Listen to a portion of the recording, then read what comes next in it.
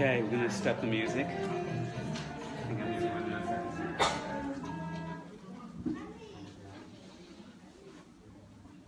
Good evening, everybody. Wow. I appreciate how many people are in the house tonight. In the house metaphorically, and in the actual house. I'm amazed how many men there are in the house. Wow, I didn't know men turn up to these things. That's we'll show everybody out there in video lands. Baruch Hashem. It's a slow motion pan. Everybody here. I knew if I put the thing on the floor, someone would sit on it. Baruch Hashem.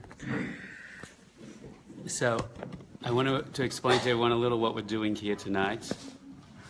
A little what we're doing in the world.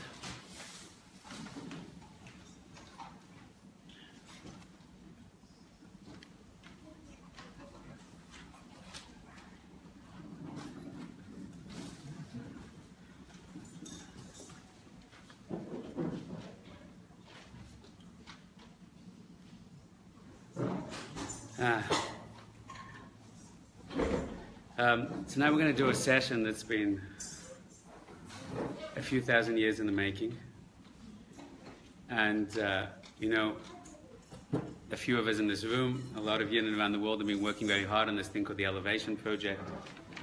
And we run seminars and retreats, and we have this whole online program launching, the Elevation Mastery Program, etc., etc. Some of you have done that already.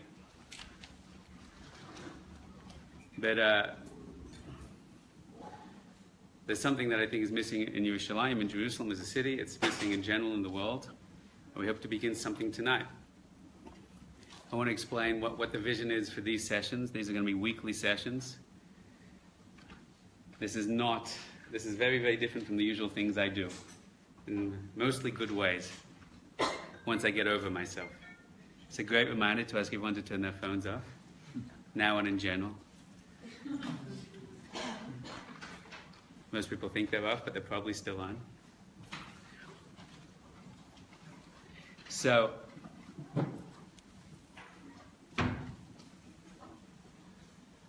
there's an incredible journey that a few of our Chabur have been on in the last few years in creating this material for you. And the goal is that we want to show that the approach for Jewish self-transformation, of spiritual development, of meditation, and how profound it is, and how far ahead of its game is, how far ahead of its time it was and still is, how much more it is than just mindfulness or these kind of nice, important, but entry-level practices. And my natural way as an educator, as a teacher, is to create an entire kind of curriculum with multiple levels and take you through to show you all the elements. But what we're fully aware of that life is short, and we're all living with our challenges every day, and that people need easy entrance in. And the truth is, the miracle of what Torah wants to teach, and I've been in big debates with this with many people, even in the last year, even the last couple of weeks, to teach a Jew about Dveikus. Dveikus is a mitzvah from the Torah. Dveikus is the capacity to connect to our divine soul and to draw light into it and feel what we want to lift out of our bodies and experience the divine. It's not just a feeling, it's an insight, it's profound wisdom. Incredible supernatural things come when a person enters that state of clarity, of insight, of healing, physical, emotional, spiritual, being able to change their destiny, all these kind of things. The Baal Shem Tov brought out an idea which was hidden in our sages all the time, that is accessible to kol yachid v'yachid, every individual. Every individual, no matter their history, no matter their background, whether they wear a black hat, whether they don't own a black hat, never seen a black hat, probably a baseball hat they've had, but maybe not. It doesn't make a difference. And don't even get me started on whether they have to be Jewish or not Jewish. I don't want to get everyone upset about things. But let's just say the door is open to those that want to approach. And therefore, it's very, very compelling that we begin what we're beginning tonight, which is just a simple open door with no explanations and no Devar Torahs and no complex introductions or understandings, no questions on your belief or expectations on your actions on a daily level. you're in the world right now because the divine is choosing you to be here, and he's pumping into your soul and light, and it's yours, and you can take it. Lo b'shamayim hi, it's not in heaven. These are accessible. So what I want to do each week, we'll begin here, and if we don't need a bigger space, then it's easy for me. I don't have to leave my house each week. And if we need a bigger space, we'll deal with that b'sha'ah tova, in the right time. Is just do an open session each week, which is little learning, occasionally a Torah source to give us context, a direction. I'm not here to teach you incredibly new things consistently, though my habit will be, I'm excited to show you what's on the inside of these works, and I'm excited to show you how profoundly accessible they are and how truly transformational they are. But the goal is what I found so many times with so many people that I've worked with, that I continue to work with, work means teach and grow and build together, is that no matter how profound the places are you take them, and no matter how deep the understandings are you give them, we are too busy in our lives to just get the time to do the things that we know we could do. There was a person that I know I'm helping at the moment, doing my best to help. He's going through such supernatural problems in his life. It's like, Agmas Nefesh is it's hard to imagine.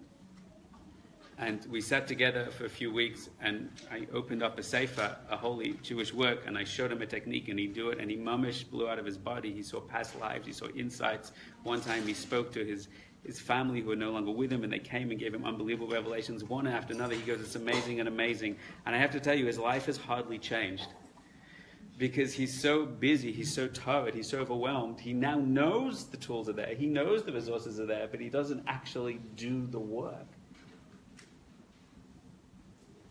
There are people that pay me crazy amount of money to work with them, and I keep telling them, you shouldn't be paying me anything, you can do it yourself.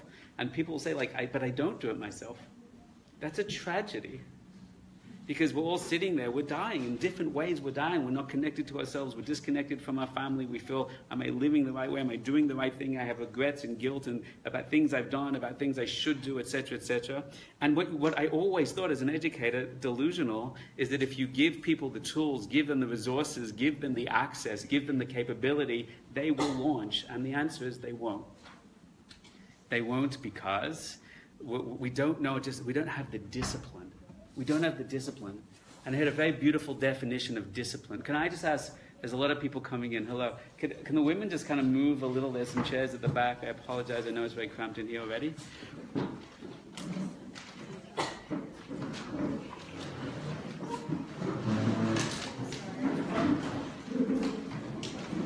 Hello to all our friends online. Well, there's a lot of people out there.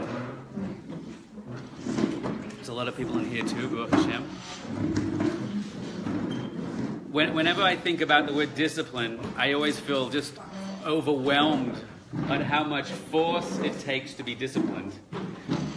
I think it's just the concept of discipline is the scariest thing. We all want shortcuts to be disciplined.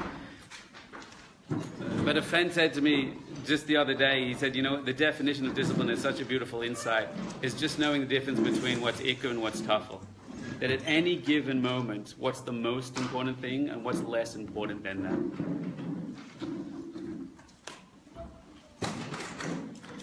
And I found that if we can just open people up to this place, as so many sources say, of Aaron, Levi, the Shela says so clearly, the Rabbi Rashab says so clearly, the Baal Shem Tov, Rabbi Nachman says so clearly, all this from Kedoshim say this, that when you open up to this place, not only does it feel good, not only do you get clarity, it weakens the Nefesh Bahamas. You feel and you taste the pleasure there, and you realize that everything I'm pursuing is so less interesting, so irrelevant, so less of a pull, and it gives you a fighting chance. But if you have to keep it up, you have to keep it up. So what I want to create together, I don't know if I'll pull this off, Baruch Hashem, beginning first classes, first seminars, everyone comes and everyone's excited and everyone loves it, and then people come less, and you keep saying each week, I'm going to come, and then people turn up on Facebook, even though they live around the block, but it's a long way to go to put on your shoes. Again, it's the second time you've had to put them on today, and but at the end of the day, at the end of the day, a place where we come each week to practice. Just to do it. There's a space, there's a makam, and the makam is time, and the makam is a place, and you can rock up, and therefore, while my nature will be, and you will see that if you stick with the program each week, you'll be able to do higher and higher things, and deeper things, and you'll have deeper understandings for sure. I want to really, really make it that anyone can walk in any time and get something from it. And that there is a place you can come to, and we do it together, and if you learn nothing new, then it's not the point. The point is not to learn. If you want to learn something new, you can do all 50 episodes of the first level elevation thing going online shortly, Elevation Mastery Program. But now here's a place not to learn something new. It's just at least practice what you do. And I'm going to show you newness is fine, and chiddush is fine, and it's wonderful. And there's so many incredible techniques to show you, and of emotional transformation, of consciousness, of shameless, of all these different wonderful things. But just to come, to keep doing it. And you will find that when you step in and we do it together, especially with the group consciousness, his kashrus to the chabura, his kashrus to the minyan, you will find that it causes a weakening effect of your nefesh Bahamas. Your desires, your fears, your lust, your ego are just less strong each week. It's like it's a vitamin kind of, I don't know, it's like an injection just that strengthens the light within you and diminishes the vulnerability, the vulnerable, the fear, the lust, the ego side of us, and it lets us be strong again.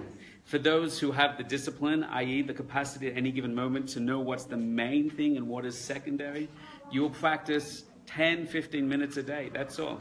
And you'll come back and you'll be strengthened by the group.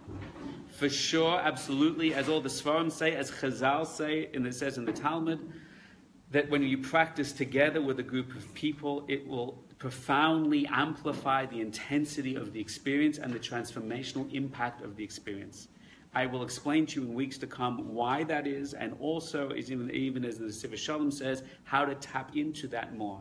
He defines it, there's two kind of minyanim when people come together to pray. There's a chitzonius, an external one, and a panemius, an internal one. The chitzonius is when people come together to pray, and you just happen to be in a room. The guy stands on the street and says, mincha, mincha, someone comes in, you will pray together, then you've done it, right? But there's the panemius of a minyan. The panemius of a minyan is when you connect to the people in the room. And that consciousness creates Sefer Yetzirah discusses this, many Svarim, it's an exponential element. Every person that steps into that room expands massively the consciousness potential of that room. So there's a value to come and practice even without newness. There's a value to come together as a group of people. I hope maybe over time there are people in this room right now who don't need to be learning from me because they are my teachers and they are my Chabura members, and we learn together, we go through the sources together, and that's a wonderful, profound thing. And they are also available to answer questions. They're also available to learn with people if people want to go through these sources. We as a whole, as a group of people, we are looking for people inspired to connect and to share with them more Torah and more insights. But my goal here is that the structure each week will be very simple, very pashut. I'll give a few minutes introduction like I'm doing now. I will introduce some kind of technique that we'll practice. Hopefully it'll be the same thing frequently and with lots of interesting variations depending how I feel each week or how I feel that you need to feel each week. And then we will have question time at the end. Hopefully questions on what we did, on why we did it, how to amplify it, any challenges that get in the way. And that's my introduction. Any questions? I'm interested to know why people came tonight. What is it that a couple of sentences, what is it that pulled you to be here? What is it that you're seeking by being in this room? Anyone care to share? Yes, sir. What's your name? Mendel. Mendel, yes. Yeah, I've been doing meditation for many, many years. Right. Started out not particularly Jewish meditation. Fine. Mendel, can I just ask you to speak louder so everyone can hear you? Yeah, so I've been doing meditation for many years. Right. And it started with Buddhism, and then it transferred over to more, I'm actually looking for Jewish meditation. I found sort of hints, but I've never really found something that's practical, that seems very advanced. Right. Things that Ari Kaplan wrote. Right. So I did something very, very simple, like reading, and that's what I'm holding That's wonderful. I am interested in looking at sources and a practice that's practical. A practice that's practical. Hashtag a practice that's practical. I hear that. So we have a Yid in the room who's been exposed to Buddhism and is interested to know if that's in Judaism. Anyone can relate to that? Raise your hand. There you go. You're not alone. Only about 80% of the room. There you go. I probably raised my own hand in there. So there are so many practices that are practical. There's so many practices that are practical. It's amazing. It's even hard to know where to begin. Tonight we're going to just dive into an intense experience of something that's practical. But I hope we're able to contribute something to that journey. Who else would care to share? Women are actually allowed to speak tonight and in general. I'm just putting that out there. Wow, there's men filling up the kitchen. I'm sorry and thank you. Yes, sir, from Tel Aviv. Wow, yes. You answered it. I'm from Tel Aviv. Yes. I needed to sort of recharge myself. Looking for a recharge. A reconnect. A reconnect. Hands up if you're here looking for a recharge or a reconnect. Okay? It's the other 80% of the room. Not so good at math, but yes. Fine, thank you for coming. Anyone else here from Tel Aviv? Tel Aviv? Tel Aviv people? Wow, a whole little bus is happening. Fantastic. Someone else over there had a hand? Yes, sir. Yeah, me and my wife have been listening to your show. What's your name? Josh Abramowitz. Abramowitz. Yeah, we've been listening to your show like all summer, and we just wanted to hear you. Okay. So I could just read the telephone book at this point, basically. It's worth the price of admission. Never. Okay. Great. Wonderful. Baruch Hashem. B'ezrat Hashem. I hope to actually say something of value or interest to you. Anyone else care to share? Yes. Oh, hello, Robertson. Oh, there's the holy husband. Yes. Yeah, me and my husband have been listening to the Elevation Seminar. Wow. We were in Jerusalem just for the week, so we are very excited to come here in person and Wow. learn. You've been listening to my stuff. I've been listening to your stuff. So it's Baruch Hashem. I'm really a big fan. There's almost no other Jewish musician I would say that to, but really, it's I play it for my wife. I run downstairs. So listen how beautiful this song is. So wow, thank you. It's an honor to have you here. I'm sorry I missed the concert. I was actually in Ukraine. Getting charged for this, not billed for this. Anyone else care to share? Yes, Rabbi. I've been working my tail off for the last 6 months and needed a break. I needed to reconnect in the same kind of way, so I've been too busy. Understood. B'ezrat Hashem. Okay, this is what we're going to do tonight. We're just going to jump in. And I'm going to jump in with teaching you something that you can do tonight, and then something that you can easily replicate during the week. That's what I want to give you to begin with, okay? A technique. It's a combination of techniques, which I think is easy to replicate, that can produce intense results that are good and positive. And it's also fun because you're going to be convinced as I teach it to you that it's not really Jewish at all, and I got it from some New Age thing. And then I'm going to show it to you straight from the source on the inside at the end. Okay? And we'll take some questions then. So that's what we're going to do. But I'm going to give it over to you in a certain way. As a general introduction, this is what we call the elevation hachana. And as you go through elevation, to elevation level 2 and on, we talk about the elevation hachana. Now, hands up if you're familiar if I speak in Hebrew or Hebrew terms. Hands up if you're not so familiar with those terms. Fine. So we have an ulpan starting upstairs in 5 minutes. It's 15 shekel for the class and $200 for the ulpan course. It's my clever business model. Hachana means preparation. Hachana means preparation. What does it mean, preparation? So there's an excellent, wonderful debate in Chassidus. Well, it's not really a debate in Chassidus. It's a debate with Chassidim versus the rest of the world. The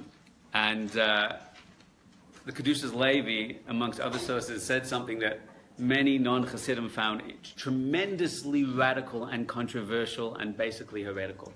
He said, the preparation for doing the mitzvah is more important than the mitzvah itself. And by the Hasidic masters,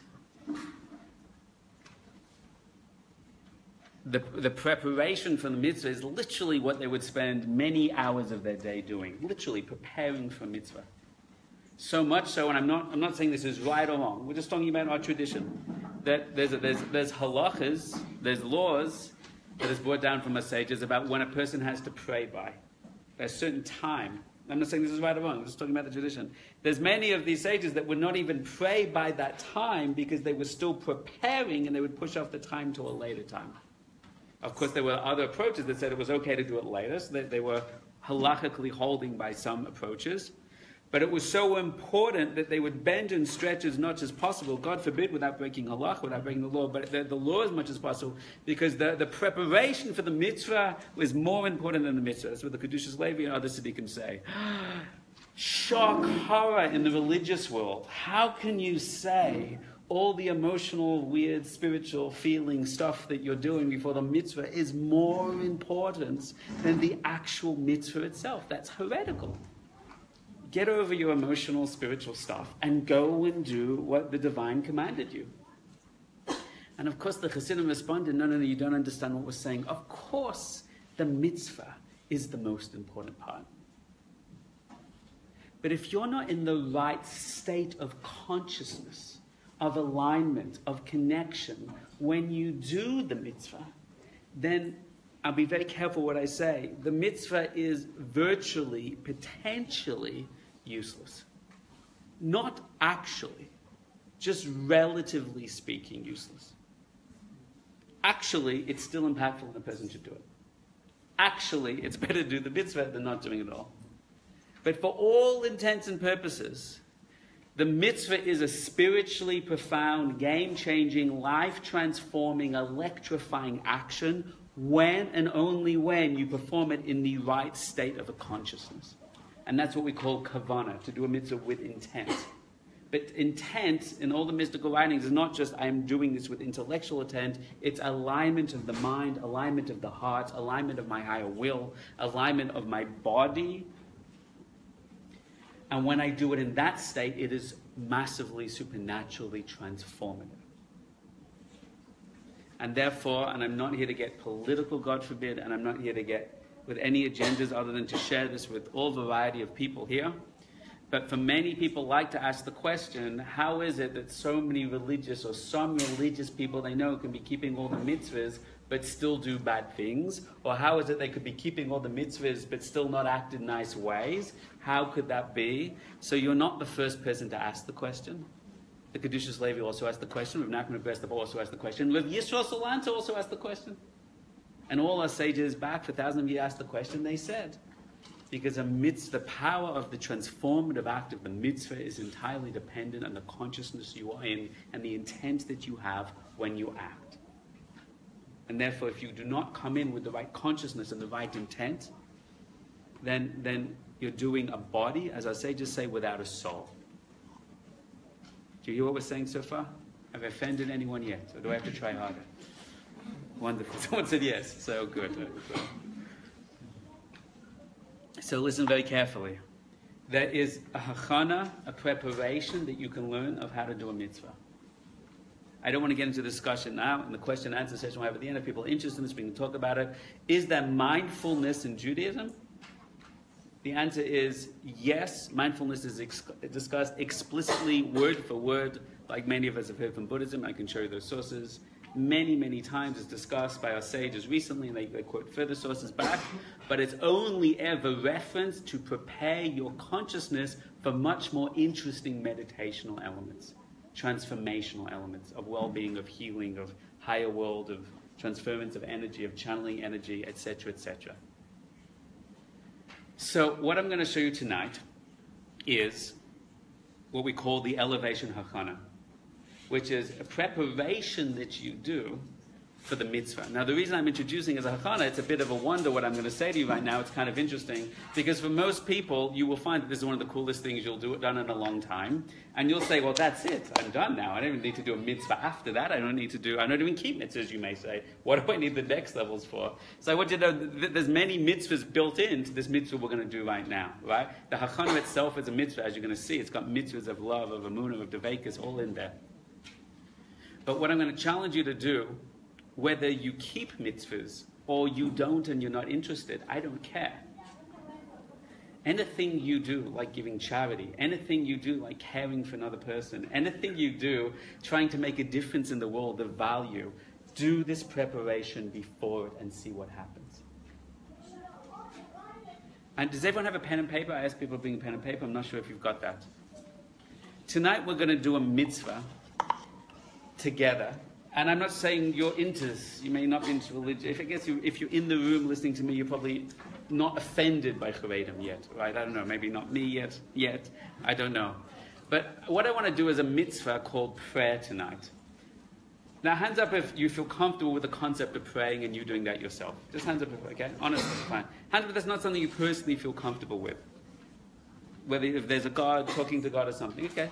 So everyone in this room basically said yes. If you do not feel comfortable with the concept of prayer, that there's a God to talk to, you can ask. Sounds dogmatic still too, that's totally fine. And we just want you to do what would translate my word for prayer for positive affirmation. Right? That you want to really connect to an idea you believe in and will it in a profound way. I'm not saying it's exactly the same, but for all intents and purposes, let's try that. Okay? That's what I'm saying to you right now. Now, what we're going to do is we're going to set a prayer, and then we're going to forget about it for an hour. I want you to write down, somewhere on your paper, right now, what is the one thing you most want to pray for in the world? In the world. I mean, in your world. Not in the world, but in the world. I just want you to fix a prayer. Now, I'm going to make one request. Don't be too holy with this. Meaning, I appreciate many who go, well, Mashiach. And I'm a big fan of Mashiach. Some of my best friends are Mashiach. Please think they are. But what I'm going to say right now is, I wanted something to be personally real to you. If Mashiach, Baruch Hashem, Bezrat Hashem is personally real to you, please use it. But that's not what I'm asking you to do. I'm asking you to do if you really had one shot, one green light to do something. And to heal something, to fix something, to transform something, to work through. I want you to write down what that is right now. Write 2-3 sentences on it.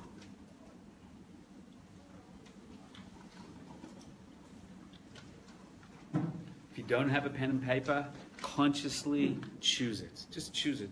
And I want you to just say it in your mind, not just, I want a shidduch, I want to get married, but I want you to do 2-3 sentences. Why? What do you want it for? What's the point? What are you really praying for? If you're at home, friends out there, please write it down. There's a reason you ask people to write it down. It fixes the intent. It's like Dibor. There's a reason Hashem wrote the Torah down. There's a reason Tzaddikim writes for him. There's a reason. Write it down.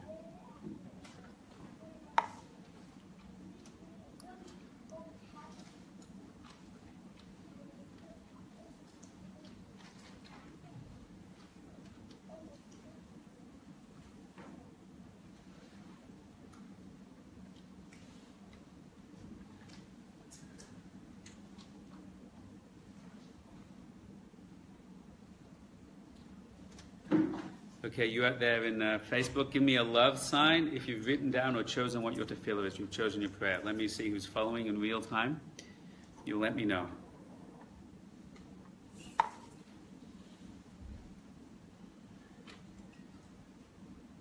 Here they come.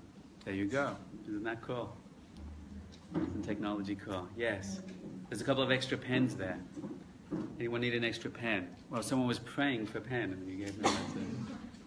Miracle. Thank you, everybody. All those hearts opening up for the prayer. That's beautiful. So here we go. Okay, has everybody done that? Hands up if you've chosen your prayer. Okay. Great. So I want you to circle that, and I want you to forget about that. That's what I'm asking you to do right now. Circle that and forget about that. I think there's some chairs over here if you want to come in. Now, I'm going to teach you how to do 4-stage hachana. The elevation hachana has 7 stages. And each of those stages have other stages. If you see on the back of your source sheet, here's your source sheet, the Sefer Charedim, we'll get to that later. I've listed the 7 elements of the elevation hachana. 1 is Yishuv Adas, you don't have to know what these mean. 2 is his kashrus LaHashem. 3 is Ava V'yira. 4 is to be sitting within the Or Shechina. 4 his kashrus of Oil Shana V'nefesh. 6 is Yehi Ratzon, and 7 is V'yehi Noyam. Over weeks, I will expand what those words mean with explanations, and I will transform them into experiences. So I'm just giving you a reference point so you see the big picture, but we will come back to that at a later time. So now what I'm going to do is I'm going to use very practical experiential words to teach you a 4-stage introduction just to access a state of preparation. And preparation usually means to silence the heart, to connect to your soul, to use your soul connect to the light of Hashem, and to open your intent to affect something. That's a very simple definition of what hachana means. And I'm going to give you something which you can all learn pretty fast, which is pretty powerful straight away for most people. There's higher, more complex things which you need introductions to get. Most of you will be able to do this fast, you'll be able to do this powerfully, and God willing, you'll be able to replicate this. And you'll be convinced this is for sure not Jewish stuff, and then over there on that sheet in front of you, you'll see it's all brought down already. Okay? So this is what I want you to do. I want you to put on your sheets of paper now the numbers 1 to 4. And I'm going to tell you what to write next to the numbers 1 to 4. This is so you have this mapped out for any other work you want to do during the week. 1, 2, 3, 4. Next to 1, I want you to write these words. Breathing cycle of 5. What? Breathing cycle, a cycle of breathing of 5. Just write that. That's going to be the first step. Breathing cycles, a cycle of breathing, inhale and exhale, of 5. Just write that. Next to number 2, I want you to write ascending the sulam or ascending the ladder of 10. Ascending the ladder of 10.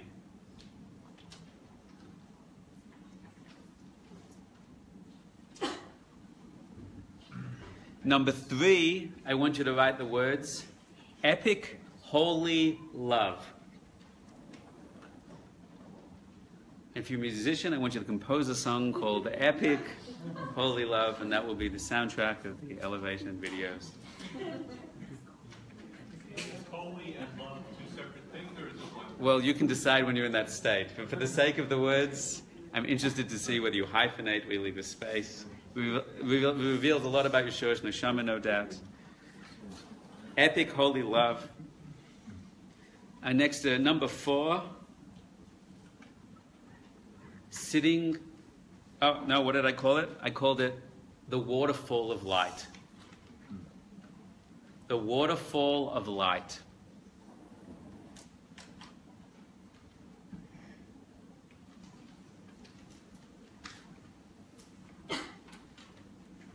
So, the first one was what? Second one was what? Great. The third one was what? That one, that's got a sting to it, doesn't it? Everyone's like, yeah, that one feels good. How much for that one? I'll have one of them with to go as well. And the fourth one was? The waterfall. The waterfall. Now these are nice, spiritual, emotionally hippie-sounding things. Right? Aren't they nice? They're straight out of the storm. It's amazing what is in our mystical works. Some of them you won't see to know on the inside. We'll get there. If when I teach with sources, then it takes a long time. It takes me 4 days to do a seminar, etc. Now I'm going to drop you in. Right. Now, this is what we're going to do. Now I'm going to take you through each step and give you a couple-minute experience of each step. And I just want you to practice and feel it out. That's what we're going to do. And then, when we've done that after about 20 minutes, then I'm going to be quiet for a long time just to show you that I can be. And you're going to do them all as one big symphony together. And it'll be interesting to see what happens to you. And I'll be here to catch you if you fall, but you won't. And I'll be here to drag you back down to earth when the time runs out. Okay. Does anyone have a watch with a second hand or a stopwatch that I could borrow? All my technology is being used by, thank you, Hanani, by Facebook people. Thank you, Molly, for writing that out for everybody. Oh, Len's also writing it down. Shalom, Len. Len, from what it looks like, could give these classes. Okay, so here we go. I'm going to do something very, very simple, very partial. I have a stopwatch here. That's fantastic. Thank you. Hold on to that for now. Yes, thank you. I have one here. That's wonderful. Okay, this is what we're going to do. Now, for now, I just want to make sure everything's out of your hands. We'll come back. So first, I want you to make sure one more time your cell phone is off. What I want you to do right now is a simple breathing cycle of 5. And it goes like this. Now, you'll trust me if this is Torah. If it's not Torah, it doesn't matter. Who cares? Okay? Who cares? But we're just doing an experience together. So I want you to simply trust the experience and focus on the experience and enjoy the experience. Right? If you're, hold in mind the famous rule of elevation, as we call them in the program, right? The biggest block to having a spiritual experience is your desire to have a spiritual experience. Okay, this is a very important rule, and therefore we're attacking that with the Torah, the teaching of Volbi, which is the teaching of Islamdus. And without going into all of it in depth, it just means don't try and have a spiritual experience, because the definition of a spiritual experience, it begins with something called Bittul Hayesh. And the concept of Bittul Hayesh, before the higher levels, Bittul B'Metzias, is the idea that there's no you. You relinquish ego, and you step into something beyond ego, which is the divinity within you. But when you desire to have a spiritual experience, that itself is ego. I need to have it. I must have it. If I don't have it, I'm a failure. I'm nothing. No one will like me. It means I'm broken. There's something wrong with me. I need to have it to fix all my problems and issues. That want and need to have it is itself ego, and therefore a block. And therefore, all I want you to do is have fun with this. Just explore it. Just experiment. If it doesn't work, it's not a proof that it won't work for you. If it doesn't work the first time, you'll get it 5 minutes later, or you'll get it tomorrow morning. It's totally fine. It's totally easy. You can do it. Almost no one will be so blocked that they can't achieve something interesting tonight. And if you are, get up in the morning, try it again, and as we said in Australia, she'll be right. I don't know who she is, the Shekhinah maybe. It's a saying that people say. It could be the first time I've ever quoted anything from Australia. If my wife was in the room, her jaw would hit the floor. She's convinced I was never there, which could actually be true. Don't know what happened to me after 20 years. My Australianism came back, and that was it. That's what I picked up from the whole country for the first 26 years. Baruch Hashem. So here we go. Very, very simple. You ready? Everything out of your hands. I want you to get comfortable, but I want you to be in an alert position. If you like sitting in a lotus position because it makes you feel spiritual and Buddhist, then you're welcome to do it. It will not, your Jewish soul will not be troubled by that, I promise you. You will not be offended. But any position is fine. I highly recommend you don't cross over things. You generally don't want to sit in a position which can get uncomfortable after a while.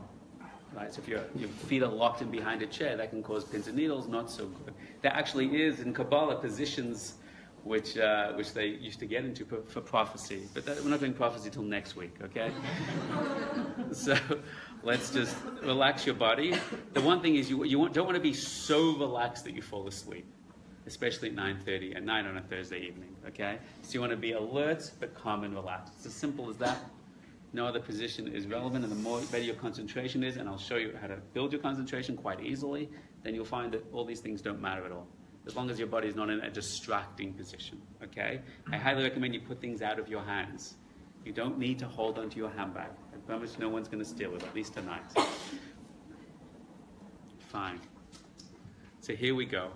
I simply want you to do this. You ready? When I say begin and not before, I'm going to ask you to exhale all the air out of your lungs. Kind of looks like this. Until it's completely depleted all the air out of your lungs. That's it. And then what I'm going to do is start counting to 5. And as I count to 5, you're going to take a very slow, deep inhale all the way in until you've fully filled every last part of your lungs with air. And then you're going to hold it for 5. And if you're panicked and you feel you're going to implode at that moment, so what you should do is just breathe. We have a 4,000-year Jewish tradition of many tzaddikim that just breathed. Okay? So don't stress yourself. You'll be fine. It'll work for you even, right? But for the rest of you, you'll hold it for 5, and then you exhale for 5. And make sure as we get to the end of the count of 5, you completely exhale, hold it for 5. And if it gets incredibly emotionally overwhelming, like the world is going to collapse around you, what do? Breathe. Breathe. And we're going to do that, right? And I'm going to practice that for 2 minutes. And if any thought comes up as you're doing that, okay. And you can just focus on the breathing, or focus on my counting, or focus on the thought, and when it's done what it needs to do, then just bring yourself back to there. That's it. Very, very simple, very pashut. Can we do that together? Wonderful. Are you ready? Really a question on that? No, you were just counting me in. Okay. Bye-bye. What if I hold my breath till 6? Well, that's a big problem. That's mid of your soid. It could get to big problems then. Okay. So here we go. You ready? Let's not make too big a deal of it. Just exhale. Go all the way out. Good. And here we go. In. 1, 2, 3, 4, 5. Hold it. 2, 3, 4, 5. Exhale. 2, 3, 4, 5. Hold it. 2, 3, 4, 5. Inhale.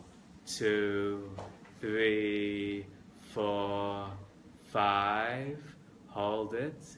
2, 3, 4, 5. Exhale. 2, 3, 4, 5.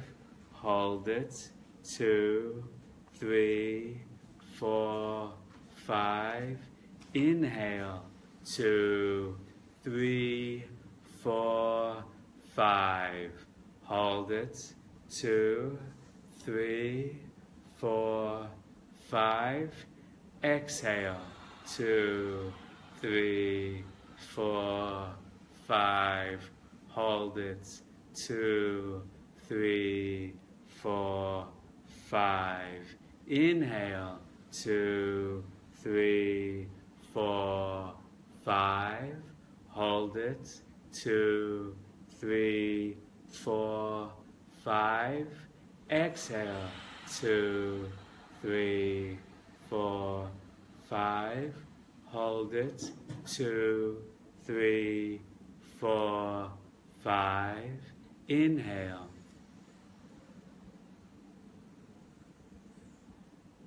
Hold it. And exhale. Hold it. And come back to normal breathing. Come back to normal breathing. Come back to normal breathing. You can open your eyes. And I just want you to take the pulse of your consciousness, so to speak. How are you feeling? Check in with yourself. The Baal Shem Tov says, a spiritually wise and sensitive person, their attention is always on their mind and their consciousness. Where are they up to? Are they expanded state, contracted state? Hands up if you feel a little calmer after doing that. Okay? Hands up if you feel a little bit more tense after doing that. Fine. Hands up if you feel a little elated after doing that. Okay?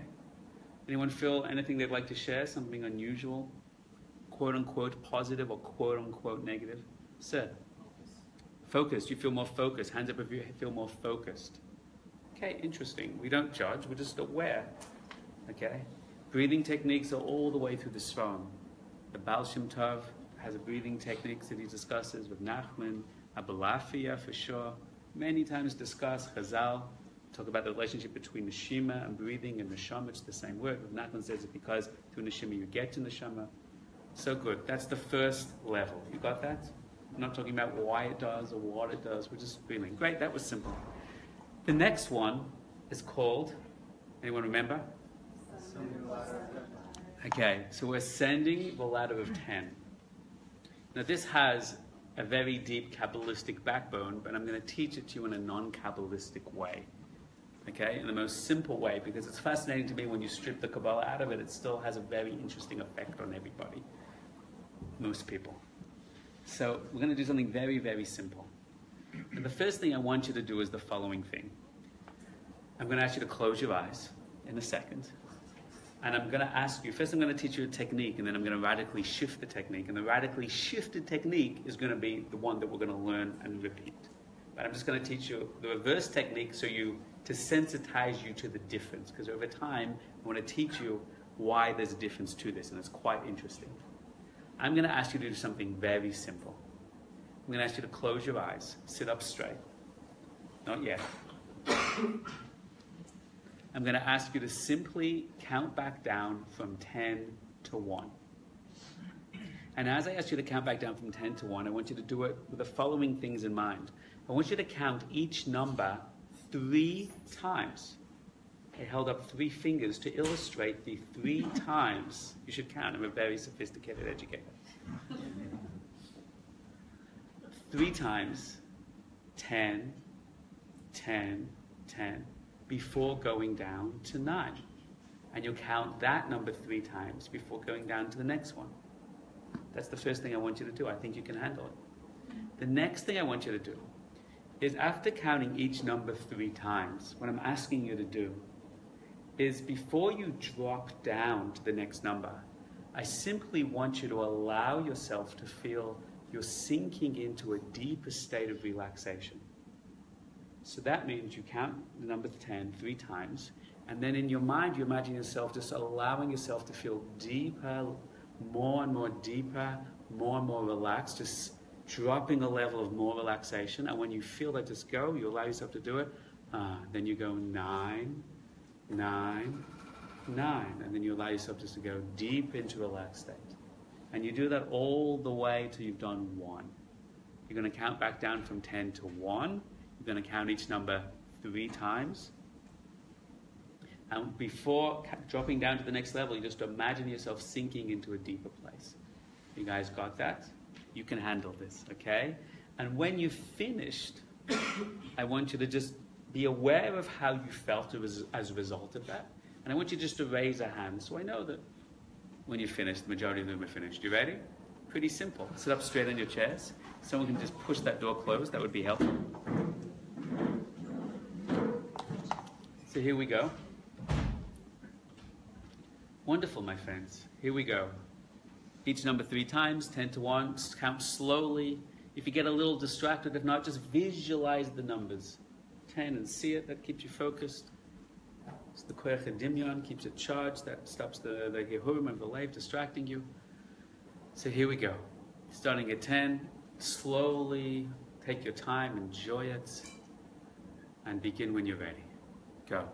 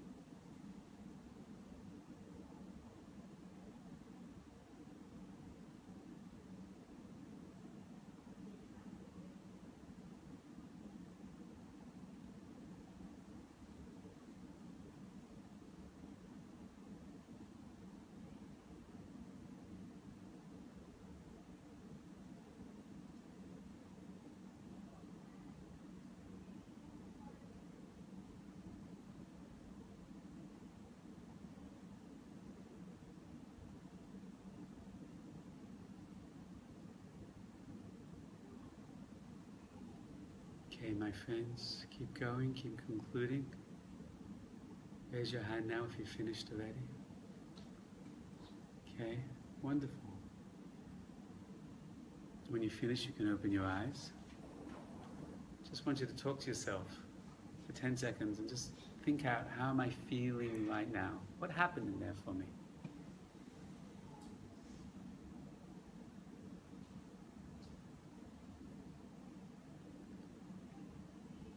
Hands up if that helped you feel calmer. You felt calmer from that. Okay? Anyone care to share any of the experience that happened to them? It's a very powerful, important, and beautiful thing to talk out any experience. When someone talks out and everyone has a reference point, is that what happened to me? Is that what didn't? It helps other people on their journey. If you care to share anything at all, any insight, big or small? Yes.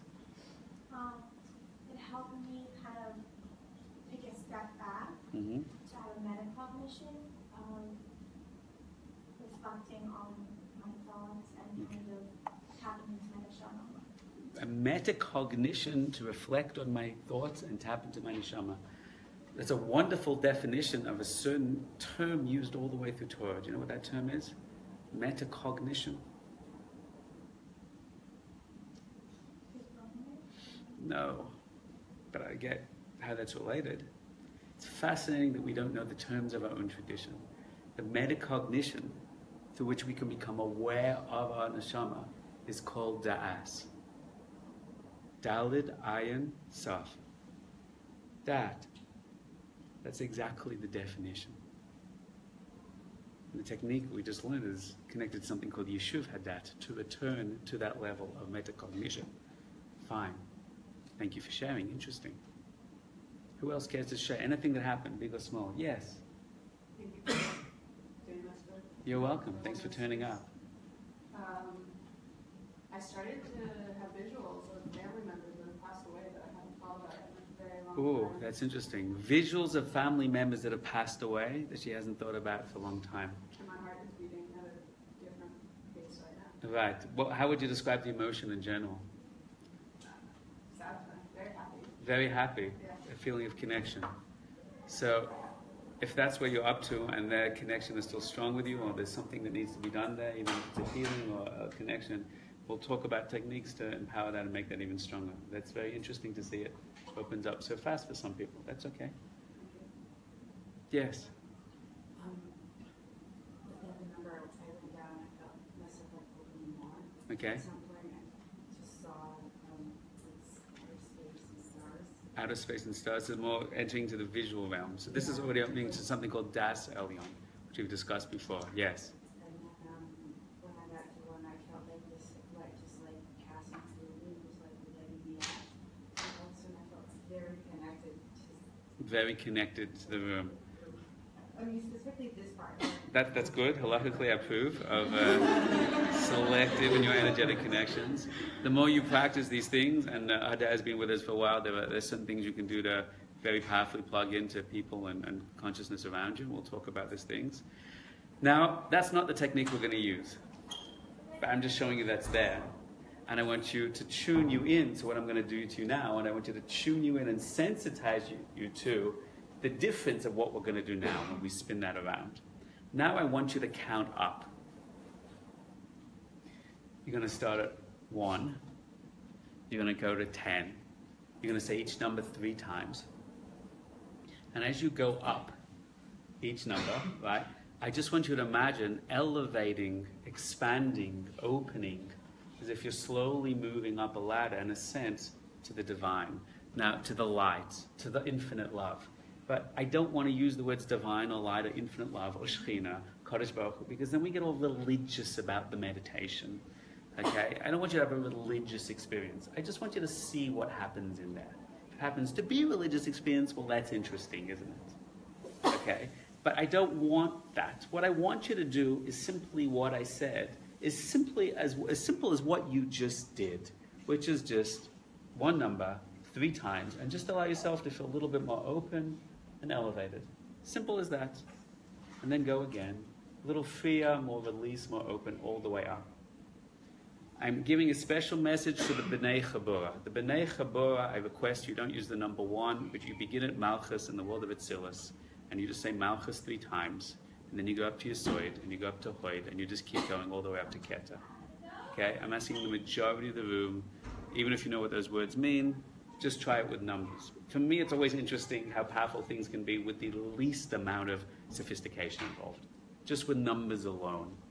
Okay? That's what I'm requesting. Sir? Should we try to expand our consciousness also? Don't try to do anything, no.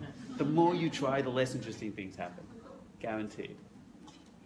And if you feel advanced and sophisticated in the meditation, so you can expand your consciousness in a true way, and for sure you do. While you're coming here, you should go be doing, Yechudim somewhere, right? But for a lot of people, the reason I'm belittling it and joking is a lot of people, they try and expand their consciousness, and all of that is just constricting their consciousness.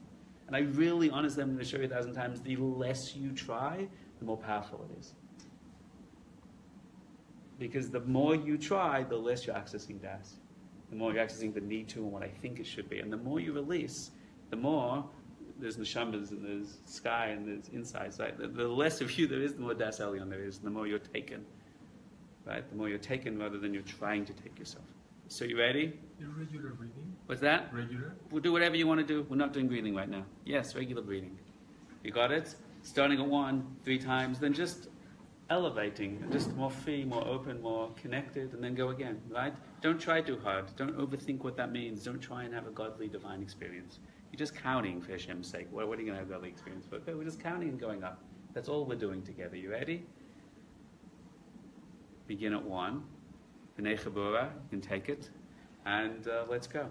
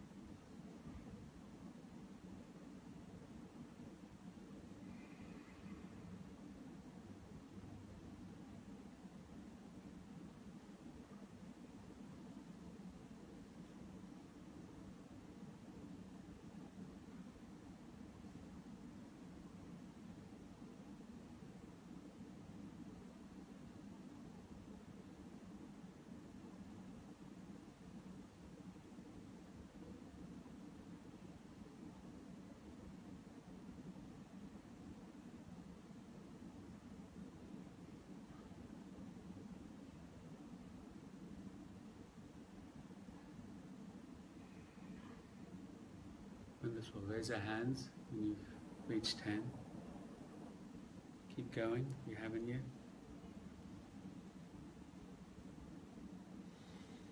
You can send a love heart if you reach 10 online.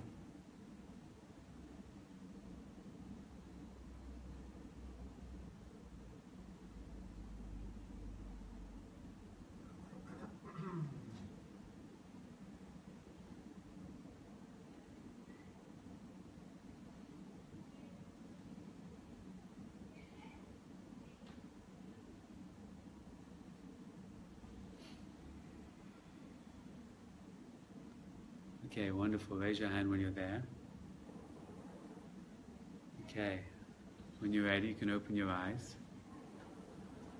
I'm going to ask everyone turns to one or two people next to them right now and simply talks out a little of what happened in there, just to find some words or share a little experience. If you're watching online, you can enter into the box. A few words, a couple sentences, what's that like? Let's hear the voices now.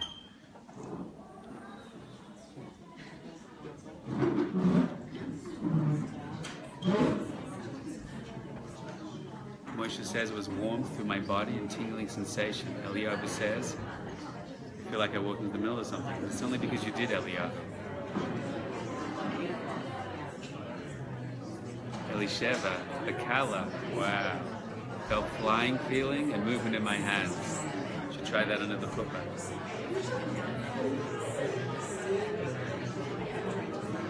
The Heilige Shena Bat Sheva, at around 7, totally lost myself. That's a good thing to lose.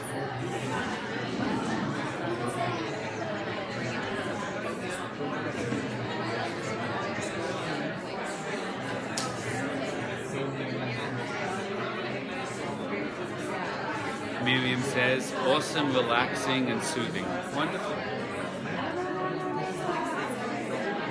Boris says, saw the metaphor of life from birth to community member, expansiveness and filling. Astonishing. Oh, I miss my friend in France.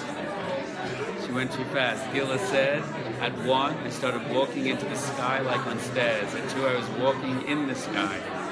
Wow. Take me with next time, that sounds fun. Okay, my friends. There's a lot of beautiful responses online.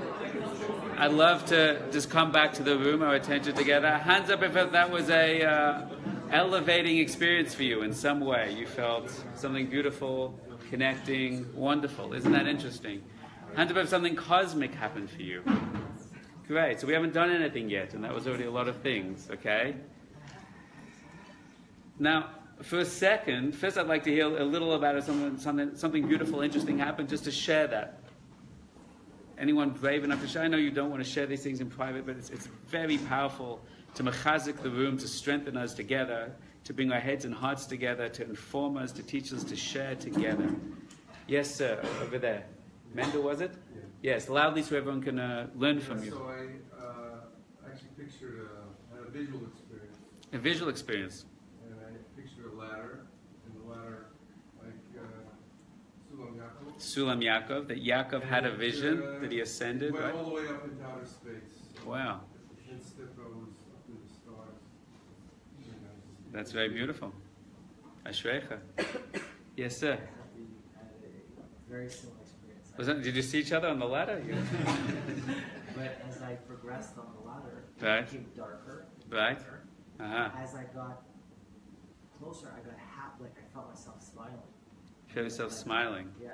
And then when I got to the 10th level, or the 10th ladder, Right. it was just a very good place. A very good place. It was my hands up. You felt simcha, joy, a deep sense of spiritual joy. That's most of the hands in the room. It says simcha is, joy is not something that we need to get a computer or a machine or a house or a shidduch to achieve. Simcha is not based on external acquisition. Simcha is based on an internal state that you can access. We didn't do anything even remotely interesting yet. A little interesting, but like, yes, who else? Yes, sir, on the couch. What's your name? Yitzchak, yes. Started off really nicely. Right. And Then you fell off the ladder. yeah. Right. 1, 2, and 3 was like really nice. And Right. then all of a sudden I was like, this is so nice. I'm gonna have to share this experience. Oh no! In comes the ego. Oh, down we fall from the No, ladder. that is egotistical. You Great. can't share this experience. Next time that happens to you, I just want you to go, oh look, there's a meter within me, desire to share the experience. That's interesting. Anyway, back to the ladder. That's all. It's not the desire that came up to share the experience which threw you off the ladder. It's they look at that desire. Oh, now what? That's what makes us fall off the ladder. On the women's side, yes. What's your name? Camila. What's that? Camila. Camila. Yes. I felt just very empowered. Very empowered. Yeah, like positive things about me. Like, oh, I'm great. I love myself. Amazing. Wonderful. Wonderful. Okay. There are many. Hands up if you did it with weird things called sfirot. So any people did with that? That was interesting for the cheva, a few of those things. Now, it's not so. Understood. There are many in all of Kabbalah and all of Chassidus, that you consciously ascend from Nefesh to Ruach to Neshama to Chaim Yechida, from Malchus all the way up the Midas, all the way up to Keter. The Tefillah is structured out in a conscious ascent all the way through prayer from the world of Asir and Yitzir to Bria into the world of Atzilus. You move up higher and higher, and then you come down. Now, that's all of the process. It always goes like that. You're supposed to be conscious of the levels. What's fascinating, if you don't know that stuff and you just go through 10 stages, you feel an elevation. Now, what I want you to focus on is Yidden right now. I want you to focus on the difference of the experience to counting down to counting up. Because I think that's very profound. Because originally I heard something like this as a technique from a non-Jewish source. And I was kind of like, well, I see why that's interesting. But knowing all the Torah sources that discuss this, a Jew primarily initially counts up. I'm interested, if I had more time, I'd love to hear everyone's experience. But when I teach this to people, they usually describe that the counting down feels very calm in the body, like I'm coming down into the body.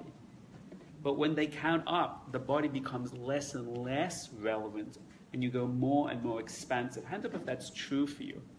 So that's basically almost everybody. That's very profound, because technically speaking, according to psychology, it should not make a difference at all.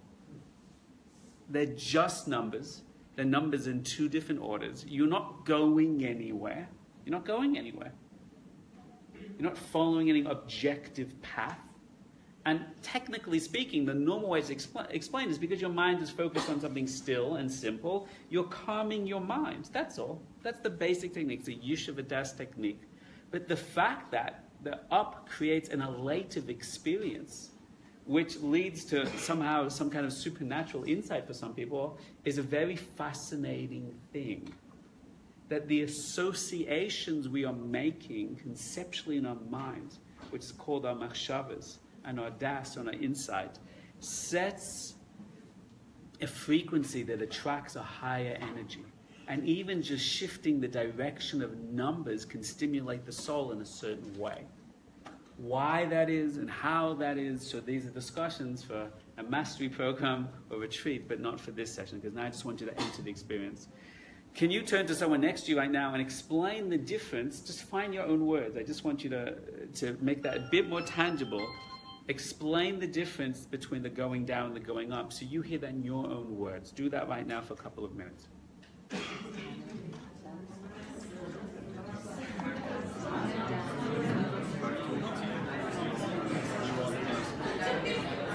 How would you guys online explain the difference of your experience of counting down and counting up?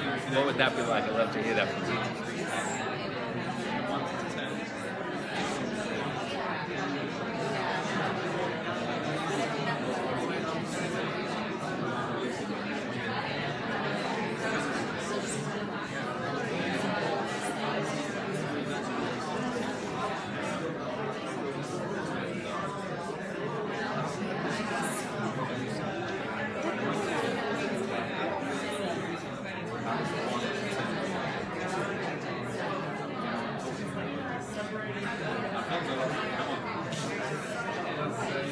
Cheryl says, down was like melting away, up was like floating higher and higher. Thank you for sharing, Cheryl. Very interesting. Miriam says, there is a lot of noise. That's true. Baruch Hashem. Okay, my friends. Let's take it to the next level. Len says, approaching the light and being a channel for it to flow down. Come back, my friends. I have a question. Any extra insight that you gained there? Any extra insight you'd like to share from that experience? Anyone care to share any other insight you got comparing notes with friends? Yes, ma'am. We noticed. Loud so everyone can hear you. Yes. We noticed that when counting down, we count it a lot more slowly. Right. And when counting up, especially towards the end, we Because you're excited to get there. We're excited to get to 10. Get back to 10. Hands up if you felt you were slowing down as you were going down, but speeding up as you're going up. Oh, there's quite a few hands. That's interesting. Okay. Add that into the machine and see what we learn from it. Okay. The next level. Are you ready? This is a simple one. Everyone needs a pen and paper for this. I'm warning everyone we started about 15 minutes late, so we're going to go 15 minutes over, and we hope to finish at 10:30. I hope that's okay for people. But when we get to 10:25, you're going to be in a state, and you'll have to decide yourself if you want to come down. So I'll leave that to you. In future weeks, we're going to daven Marav after the session, because then you'll be in a deeper place to daven. And if you'd like to daven Marav after this session, you can daven, great. So you'll be in a higher place by then, and we'll channel that into the evening prayer. So here we go. I want you to make a new list right now, and I want you to make the list, write the numbers 1 to 5 down the page.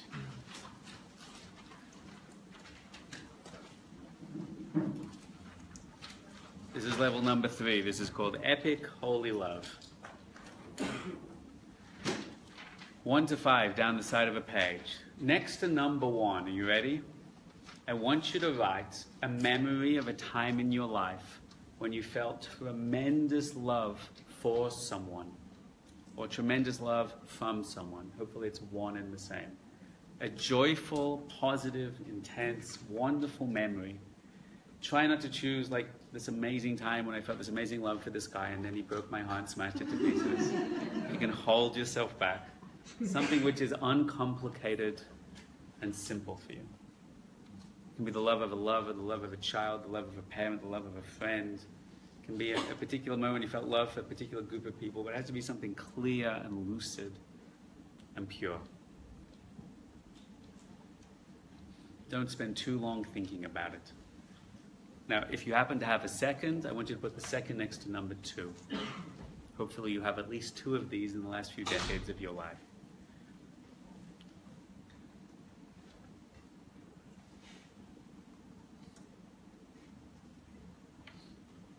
Put a hands up when you've written 2. Now I want you to write, listen very carefully. I should have said this earlier. Not general, like it was that person. I want you to think of a very specific time, a very specific place. I have one that came to my mind. I'm sure I have others in this, but it was only a few days ago. I went to Ukraine, to the Kivrei Tzadikim, and I came back late at night. And I woke up, I don't know what time it was, at 7 o'clock in the morning, and my youngest son, how old is he, 7 years old, he was lying on my wife's pillow next to me, staring at me like this, excited, and I opened up my eyes, and he pounced on me and hugged me. And the look of just love to see his father again, his daddy was there, just like filled my heart. So that's, that's a simple one. You could be proposing to your wife in the sunset and, a choir playing, but as long as you're not focused on the choir, you're actually focused on your wife. Hands up if you got those 2. Very specific. Shh. Hands up if you don't have 2. Yeah, it's okay. Don't think too hard, write it down. Let's go into the third one. I want you to think of an awesome epic moment in nature.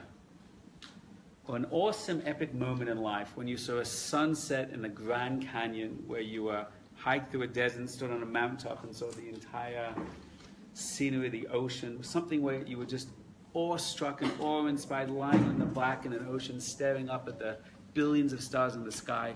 A moment in your life where you felt you were in something epic and awesome, much greater than you, much more beautiful than you could ever imagine. I want you to choose a very specific time or place and make a note to yourself next to number 3.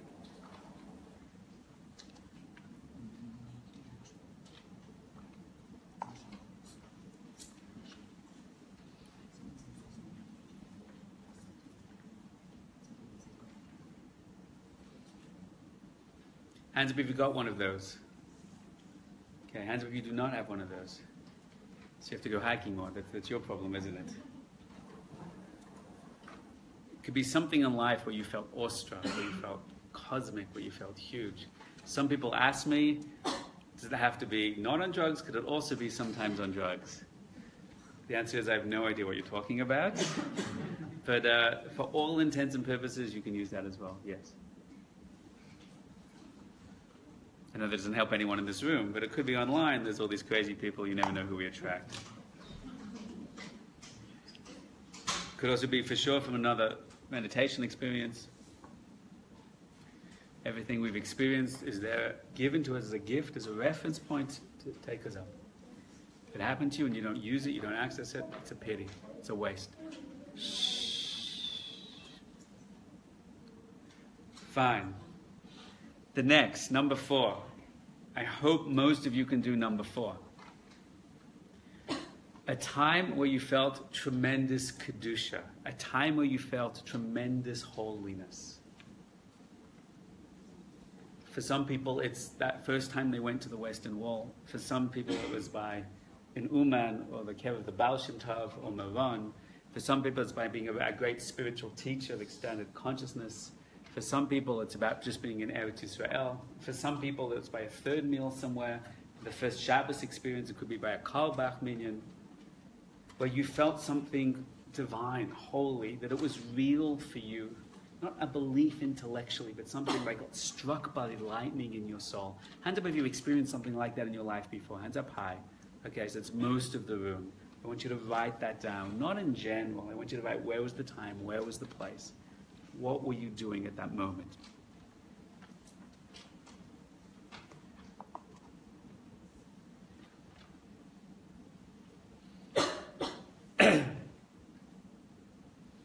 Raise a hand when you've got it. For number 4.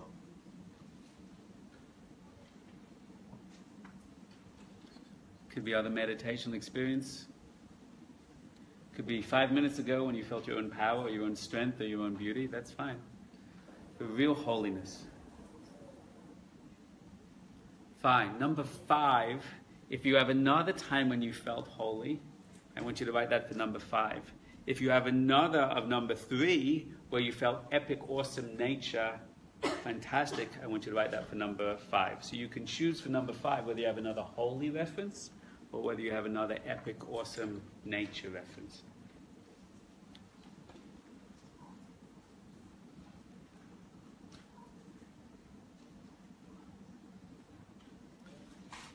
So if you have another of number 3 example, then put that for number 5.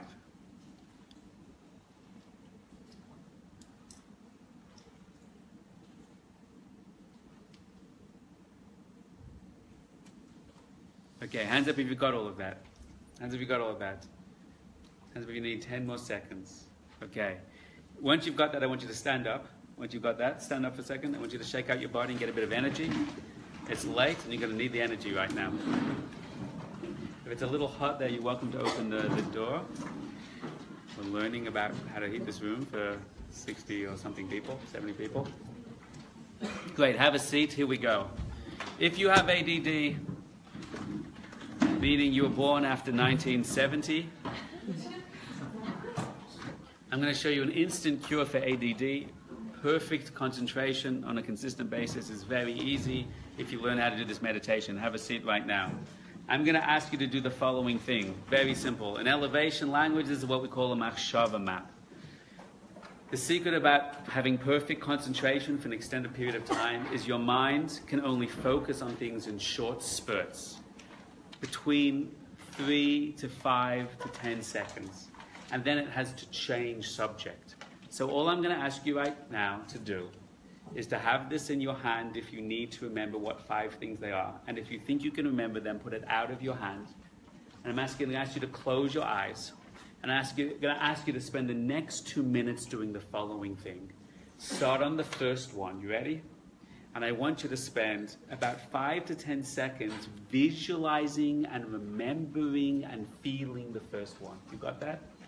So if it was my son, waking up in the morning, my son is there. I want you, the first one, when I say go, you spend about 5 to 10 seconds. There I was lying in bed. Feel all the senses. I could feel the blankets around me. I can feel my body waking up. I can see his cute face. I see his eyes open. I feel the love in my body. I feel his arms around me. Use all your senses to engage in color, in smell, in sight, in touch, in sound. You ready? So he comes towards you, see it. And after 7, 8, 9, 10 seconds, I just want you to move the next one on the list. Then I want you to see it, feel it, experience it, feel it. Remember, go into the details. 7, 8, 9, 10 seconds, go to the next one, go to the next one. When you get to the end, I want you to come back to the beginning and do it again. Around and around and around. You're going to do each one for 7, 8, 9, 10 seconds with details, senses, colors, and then you're going to come back to the beginning and go around and around. That's it. You can handle this? And let's see what happens. Sit up straight on your chair. It's better to do it without looking at the page, but if you have to look at the page, it's also totally fine. You'll probably find if you have to look at the page, you have to do it a few times, you'll be able to maintain it. Are you ready? We're going to do that 2 minutes right now. 5, 4, 3, 2, 1, begin.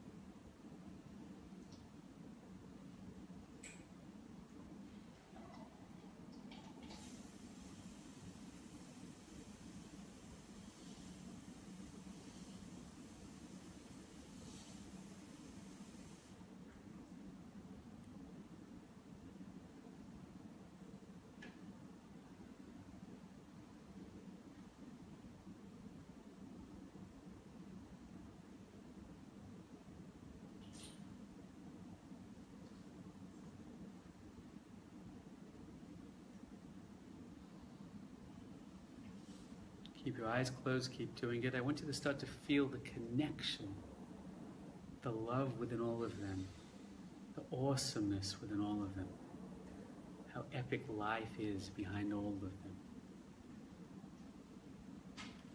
Keep doing it. Keep feeling the epic, holy love. And be aware that comes from somewhere above. There's a source behind it. Keep doing it. Keep enjoying it.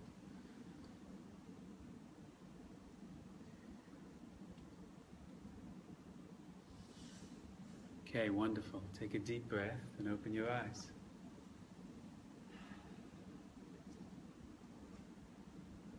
Wipe away the tears for those that need to.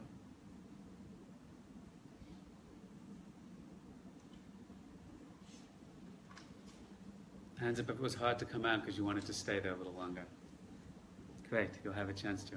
Hands up if that was special for you in there, something beautiful happened. Hands up high, let's see those hands. Wonderful.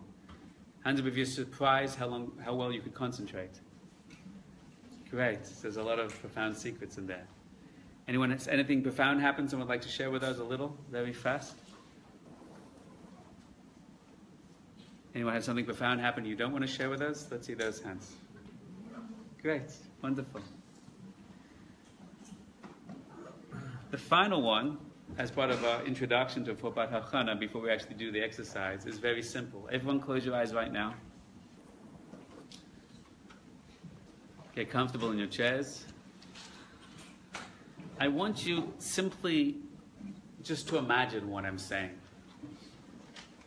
If you believe this religious stuff I'm going to say, that's great. If you don't believe it, that's totally great. But I just want you to imagine it.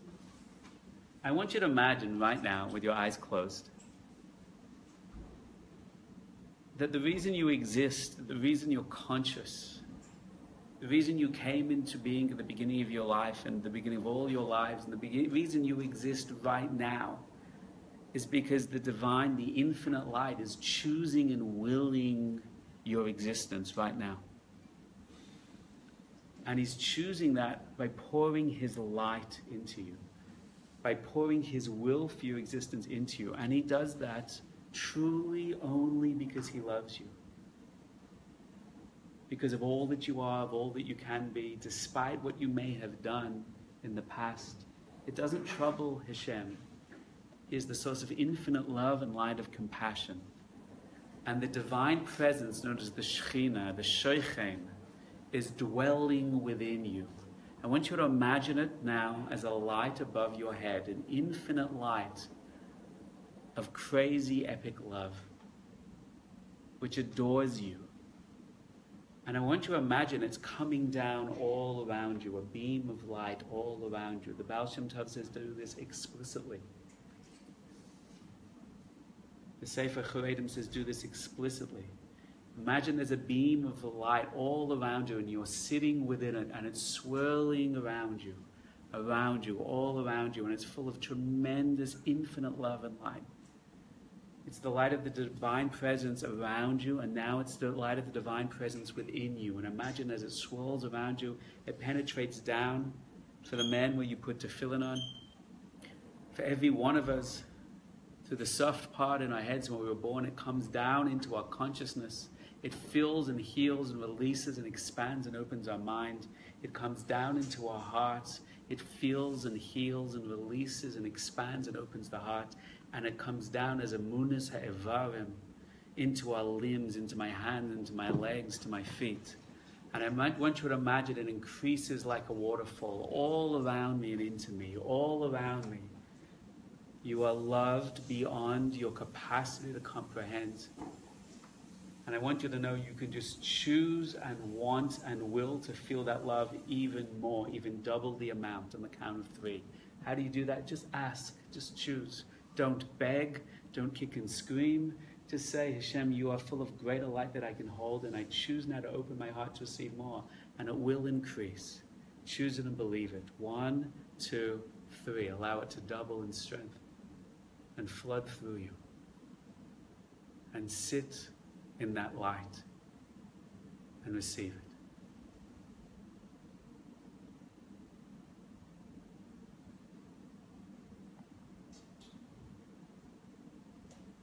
Take a deep breath right now. Inhale and exhale. And open your eyes.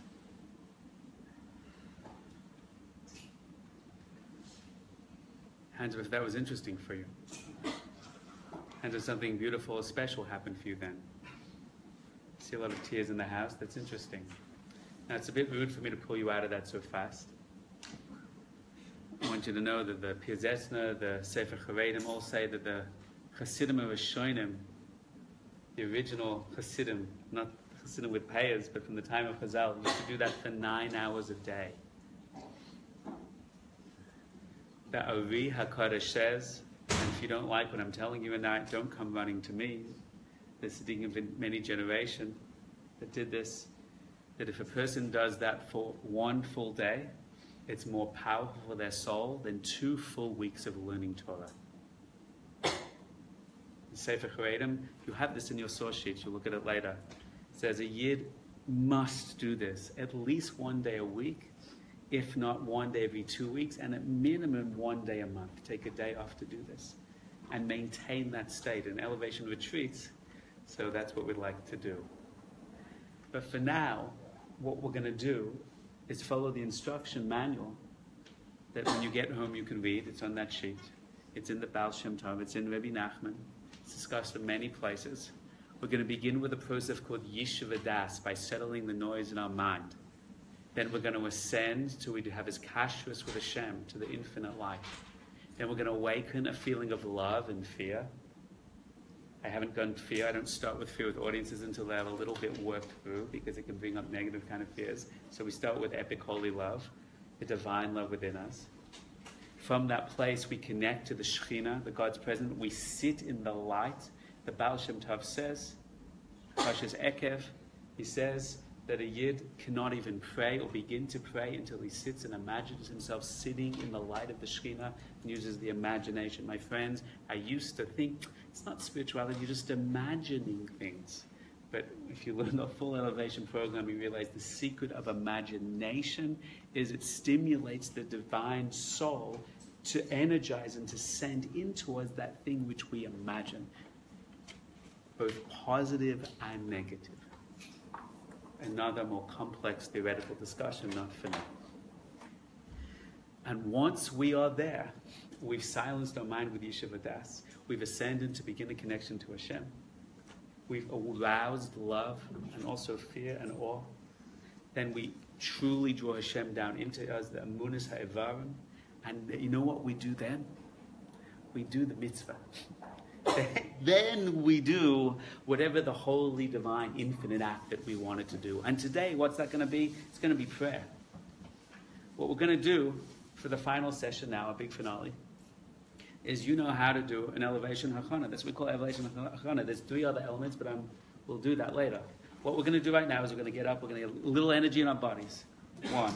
Number 2, what we're going to do is you're going to start your cycling of 5. I'm going to talk you through that for about 2 minutes. Clearing our mind, Yeshiva Das. Then, what we're going to do is we're going to go up the ladder and connect to Hashem. And then what are we going to do? We're going to go round and round for another 2 or 3 minutes and waken that up. And then I'm going to tell you what are we going to do now. Now we're going to bring that light down into us and connect to it. And then what I'm going to say to you is pray with all your heart. It's Elul. It's a very powerful time for prayer. But it's not about the time. It's about putting yourself in a state to connect to the time and the energy of the time. And then I want you to pray with all your heart, with all your depth, as long as you want, as long as you need. And when you're done with that, I'll take a few minutes for questions, and that will be the end of the session. Is it interesting for anybody? Is anyone getting something from this? Okay? This is something easy that you can do and you can repeat. But for now, let's just open up to see what happens.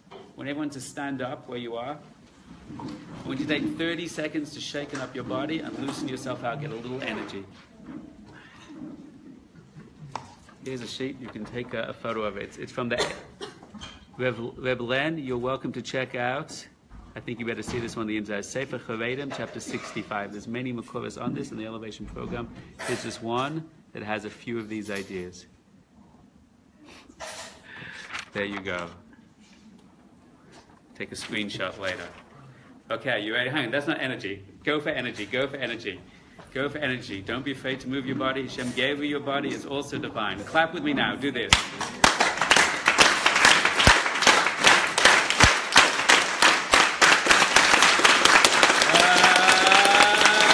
Okay, stop. Work with me like this. Take a deep inhale. A deep exhale. A deep inhale.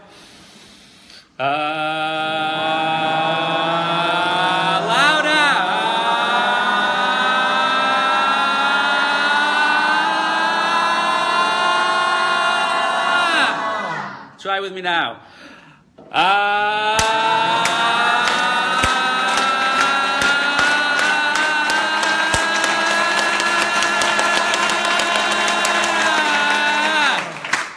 Okay, that's a little bit more energy. Have a seat. I'm going to talk you through this. Make sure there's 5 things in front of you in case you need it. This is the easiest thing to do in the world. The easiest thing to do in the world. You ready? Take a second to close your eyes right now. Fix your intent. Why do you want to have this experience? What is it you want to do? Hashem should help us. The best way to open yourself up to a deeper experience is to pray for others to open up to a different experience. You can connect yourself to the soul of this room. There are people online that are watching, a lot of people. We send ourselves out, our energy out to them, and they should send that back to people who watch this in the future. We connect them to that. We invite them into the united consciousness we are creating right now. We fix that intent. In classes to come, I'll show you how powerful that can be. Beautiful, beautiful. It's coming in. It's much more strong now. That's wonderful. Okay. I'm going to talk you through this. It's very simple. I'm going to talk you through breath cycles of 5 to clear the mind. Once we've done that, then we're going to go up the ladder 3 and then allow ourselves to feel the ascent all the way up from 1 to 10. If you know the Sfirat and the Tzilis, you'll count them up yourselves. Each one 3 times. You'll raise your hand when you get there, and then I'm going to just talk you into the next one, and you'll just begin. If you don't get to 10, it doesn't matter. You'll enjoy the experience. Once we do that, then we're going to start going round and round for 3 minutes for the 5, of our epic holy love, 2 love things, epic awesome nature, kedusha, whatever the 5th one was. If one works for you more, you'll include it more, you'll enjoy it. Finally, the Shekhinah waterfall, that the light of the Shekhinah surrounds you, and you sit within it and you feel that, and I'll talk you through that for 2 minutes, and once you've got there, then you'll do the mitzvah, then you are in a state of prepared and open and connected, and then you pray with all your heart. Here we go. Any other noises in the house do not affect you at all. They really don't. Close your eyes. Hashem should open our hearts, all of us here, all of us online, all of us together. It's Elul, HaMelech Besada. The Sada is the Nefesh of Bahamas. The Melech is the Malchus, the Shekhinah. The schus of Elul, the schus of this man that's Mesugel to Tshuva, of Shofar, to open up our hearts, of Rachamim, the Midas of Rachamim, Hashem's infinite compassion and love. She had to be able to draw light down to all of our hearts, of all of our souls. For ourselves, for everyone in this room, for everyone watching and connecting in these holy chaburas, for everyone in this holy program around the world. All of the Shekhinah, full of Klai Yisrael, full of the Brios. Let's begin. Everybody exhale all the air. Go. Inhale. 1, 2, 3, 4, 5. Hold it. 2, 3, 4, 5. Exhale. 2, 3, 4, 5. Hold it. 2, 3, 4, 5. Inhale. 2, 3, 4, 5. Hold it. 2, 3, 4, 5. Exhale. 2, 3, 4, 5. Hold it. 2, 3, 4, 5. Go. 2, 3, 4, 5. 1, 2, 3, 4, 5. 1, 2, 3, 4, 5. 1, 2, 3, 4, 5. 1, 2, 3, 4, 5. 1, 2, 3, 4, 5. 1, 2, 3, 4, 5. 1, 2, 3, 4, 5. 1, 2, 3, 4, 5.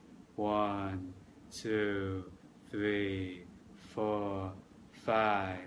1, 2, 3, 4, 5. 1, 2, 3, 4, 5. Come back to normal breathing. You're beginning at the bottom of the ladder on the number 1. I want you to count each number 3 times slowly. Allow yourself to feel elevated, raised up, released, and then move to the next number, all the way to the light at the top. Raise your hand when you get there. Enjoy the process. Go.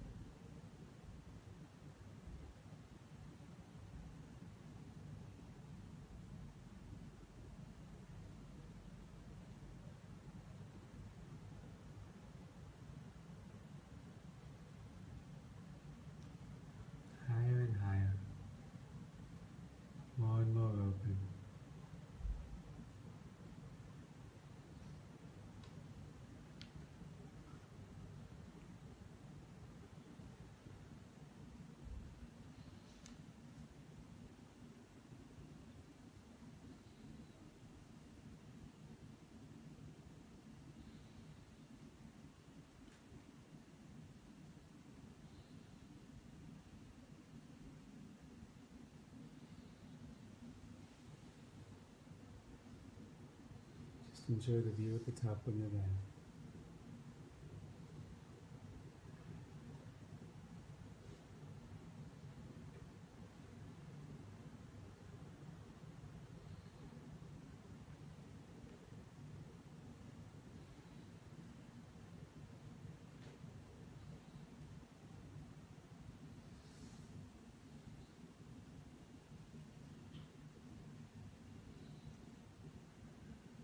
Leaving yourself below, accessing your light and neshama and Hashem, the infinite light above.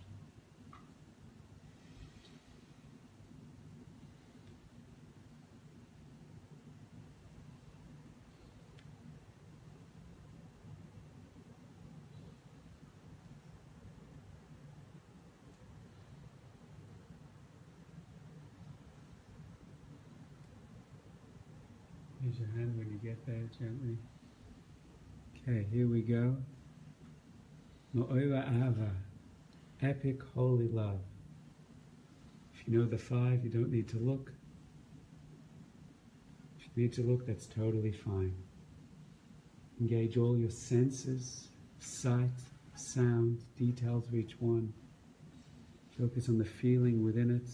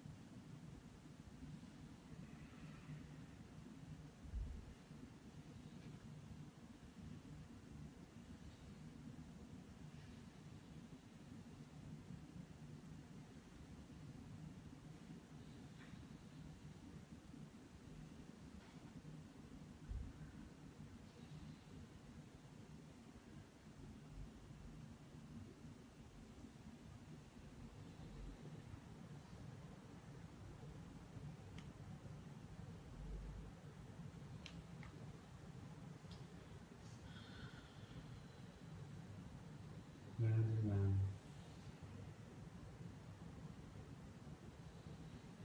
Know that all those experiences were gifts given to you to recognize the source beyond the gifts. Feel the united feeling behind them all and trace it back to its source, which is that exact same feeling to the infinite degree.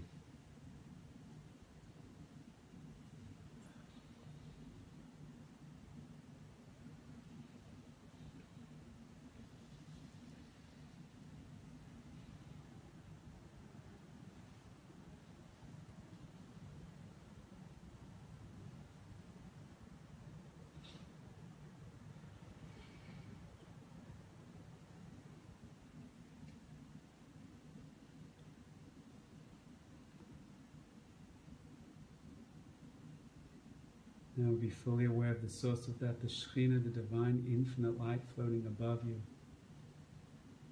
See that light coming down all around you, swirling around you. That light is coming down, shining, radiating out all around you. And you're sitting within it, swimming within it, in a waterfall of that infinite light. Tilt your head back into it. Allow it to come down into your mind, clear and cleanse and open and expand. And elevate your mind. Allow it to come down into your heart. Feel it push out all the resistance. It's much stronger, much more loving than any fear, than any ego, than any doubt. Floods your heart. Amunas Evarim comes down into your hands, into your limbs, running through you, all around you. See yourself sitting in that light. Keep it moving and swirling. If you want it to be more powerful, just be aware of Hashem right now. Hashem, increase that light. Let me feel you. Let me know you. Hashem, you have so much more compassion than I can ever imagine. So much more goodness and love. Humble yourself before it and just choose to receive it. No matter who you are, no matter what you've done, Hashem wants to give it to you more than you can ever imagine. Just choose to be open and you will be.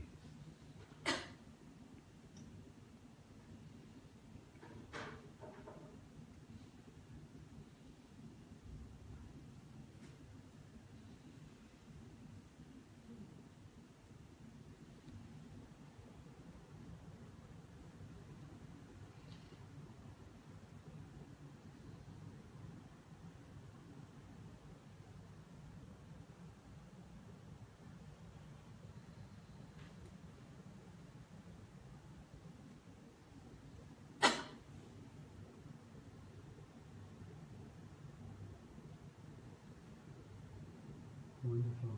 You want to go back to some of those 5 memories? You want to climb up the ladder for a second?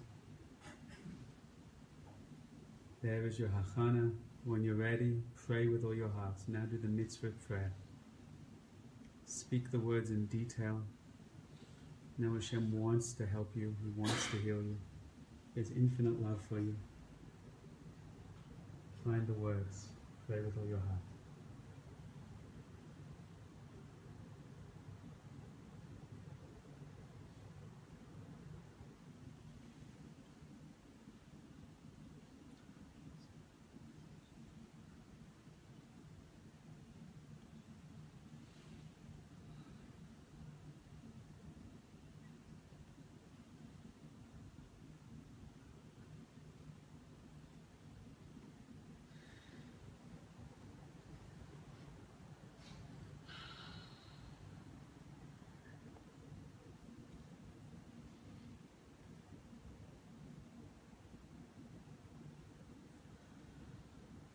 If you need to, return to climbing the ladder, see the light all around you and swirling. Access the epic holy love through the imagery it shows. These are all resources for you now. Doing wonderful. Keep going.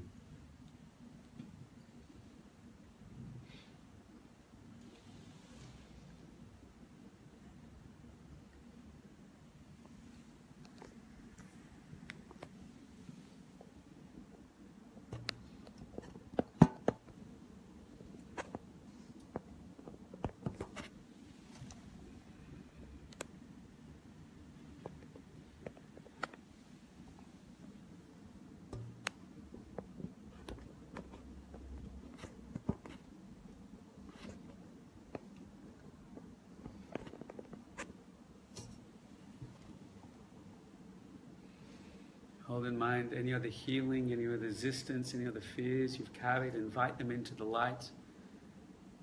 And be open and request Hashem should just melt them away right now. Invite them into the light, let them be released and flooded away, released and melted away.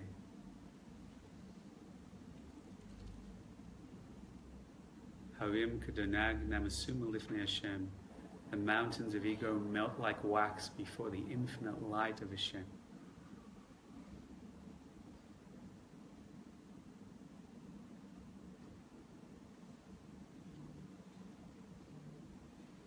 Hold in mind anyone else that needs prayers in this room. Pray for a few moments for the room, all the other holy souls here right now, the tens who are watching online, eventually the hundreds and thousands. May we strengthen ourselves. May we connect to the Tzaddikim that taught us these techniques. May we learn to practice them, connect to them. We should all be blessed.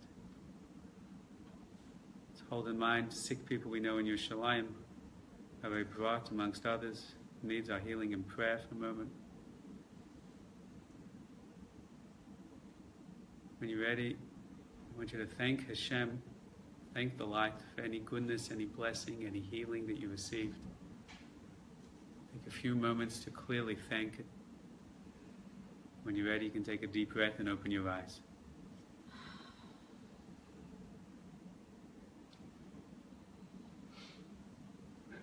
Raquel, Irene, request that we pray for her community in Houston that got hit by the flood.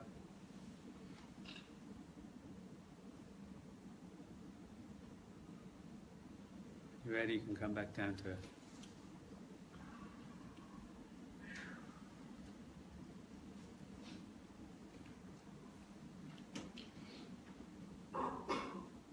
There's tissues in the kitchen if anyone needs. I know there's a lot of tears right now.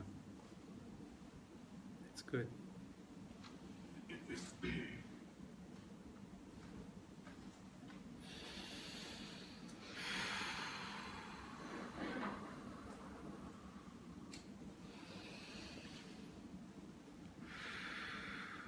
Okay.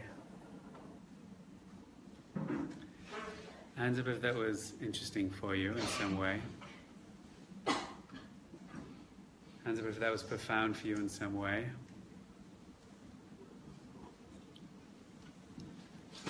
Hands up if in no way at all do you want to share anything that just happened to you. Okay. Would anyone who experienced something profound in any way care to share a couple of words about what they experienced?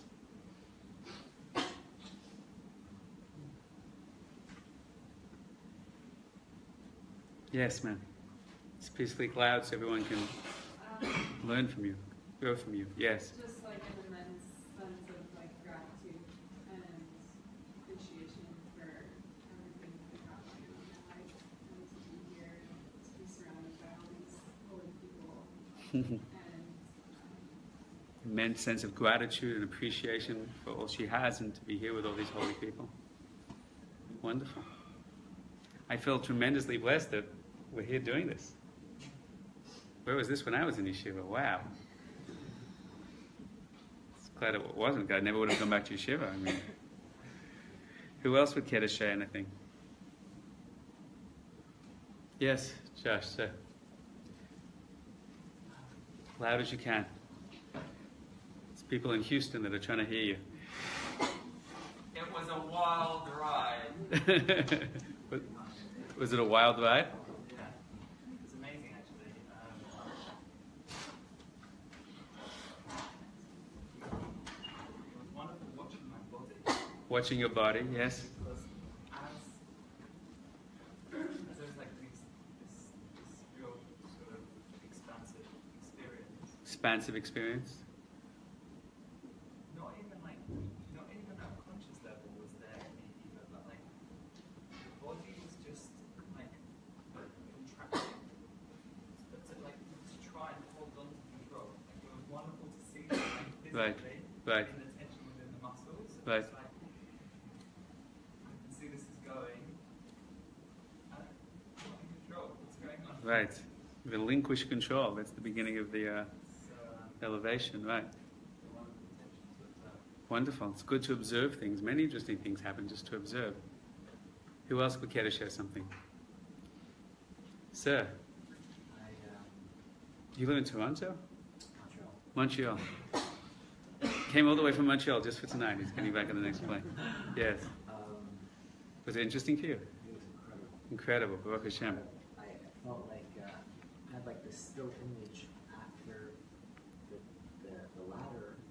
Like I got the song. I was looking at my body. It was me. You were looking at you, watching from above. Watching my me. Right. And then I was like on top. Right. So it was like it was very interesting. And then when we went towards the prayer, I just felt I was being led. You were led. Did anyone feel that they weren't praying, the words were coming through them? Anyone felt that? That's one of the signs that we're praying properly. That's the Simon. Now, did anyone feel, I love to hear what everyone has to say, but I'm very super weight of time. Did anyone feel tremendous joy in there? Tremendous joy. Tremendous love, feeling of love. Tremendous compassion. See, all the hands are going. Tremendous feeling of expansiveness. Did anyone feel like you've been going through a hard time in the last few weeks, but you felt so chayrus, alma de chayrus, free of that and set free? Right. Does anyone feel, I hate using this word, God, you feel conscious of something greater than you, bigger than you, is with you? Okay, isn't that interesting? Anyone feel that when I said hurt or pain or fear or ego should come up, did anyone feel like it came up and kind of got released in the light? Hands up if you felt that. Okay, so that's interesting. A few of that, people are starting to do that. Anyone felt unusually connected to other people in the room or other people far away? Okay, anyone receive any information from above about answers to problems or issues from a higher source or something? A few of those things are happening over there. Anyone feel more connected to certain tzaddikim or souls that are no longer with them? That's what came to them. Wow, fascinating to see all the hands go up for that. Anyone receive any psychic insight or something? Fine. Did anyone find that was one of the deepest prayers that they prayed for a long time? Hands up high. Fine. Well, there were all the hands. Do you understand why the hachana is more important than the mitzvah? It's not because it's more important than the mitzvah, but how many times do you mumble through prayers every day? Or don't, because you can't even stand mumbling anymore? But you see how easy. That was a 2-hour session, not even that, and suddenly in a deeper place. Now, if you would do that for half an hour longer, can you imagine where you'd be? An hour longer a day doing that? You must like to do that for 8 or 9 days. How high, how deep, how cosmic. 2 minutes. Open questions. Go. Yes. The first question. Loud as you can. Okay, Yell it out. The first question that comes to me, to be able to do that on a daily basis would literally change so much about Judaism. It would change your Judaism, it would change your consciousness, it would change the world. Yes, it would. Okay, Why don't you do that on a daily basis? Is it realistic to be able to Is it realistic? How long did the last meditation take us? It was a little long, I think it was 10 to 15 minutes. Just imagine how different your life would be if you could access that once or twice a day. According to halacha, the minimum time you're supposed to access that is 3 times a day. Shachris, Mincha, and Maariv. You ever think about that before? Now, once a day, that would be a game changer. Think how everything you entered into from that state would be radically different. Now you know it's possible, and it's pretty easy. That wasn't hard. I'm not dissing anything. Mindfulness is hard, and you have to practice it for years. And that's because, I don't know why they do that. That was radically easy and radically fast because it was based on a more sophisticated technology of consciousness. So why don't you consider doing it? When would you do it? Hands up if you consider coming back next week and practicing it again. Hands up if you're willing to commit to that. Hands up if it did, your life would be definitely stronger and better. So that's all your problems because all the hands went up suddenly. Hands up if you'd like to try and practice that every day. Hands up if you're pretty sure you won't do it for more than 2 days.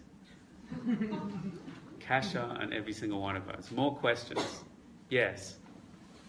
What does it mean if you find yourself getting tired?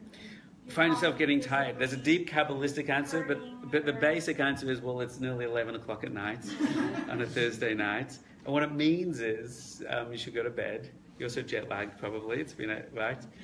What it means is you should try it again when you get a good night's sleep. I think you'll be fine with it. Next. Over there. Yes. Loud as you can. Yes. I feel like my head starts moving. Does that mean I'm not relaxing, or does that just depends on the concentration? My sense about you,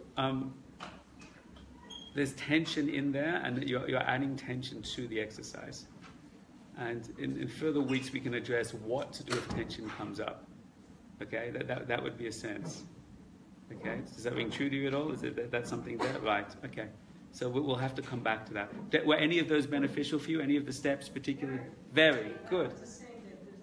Good. So if that lot of focus, I'm going to tell you a secret now, and you'll have to apply this.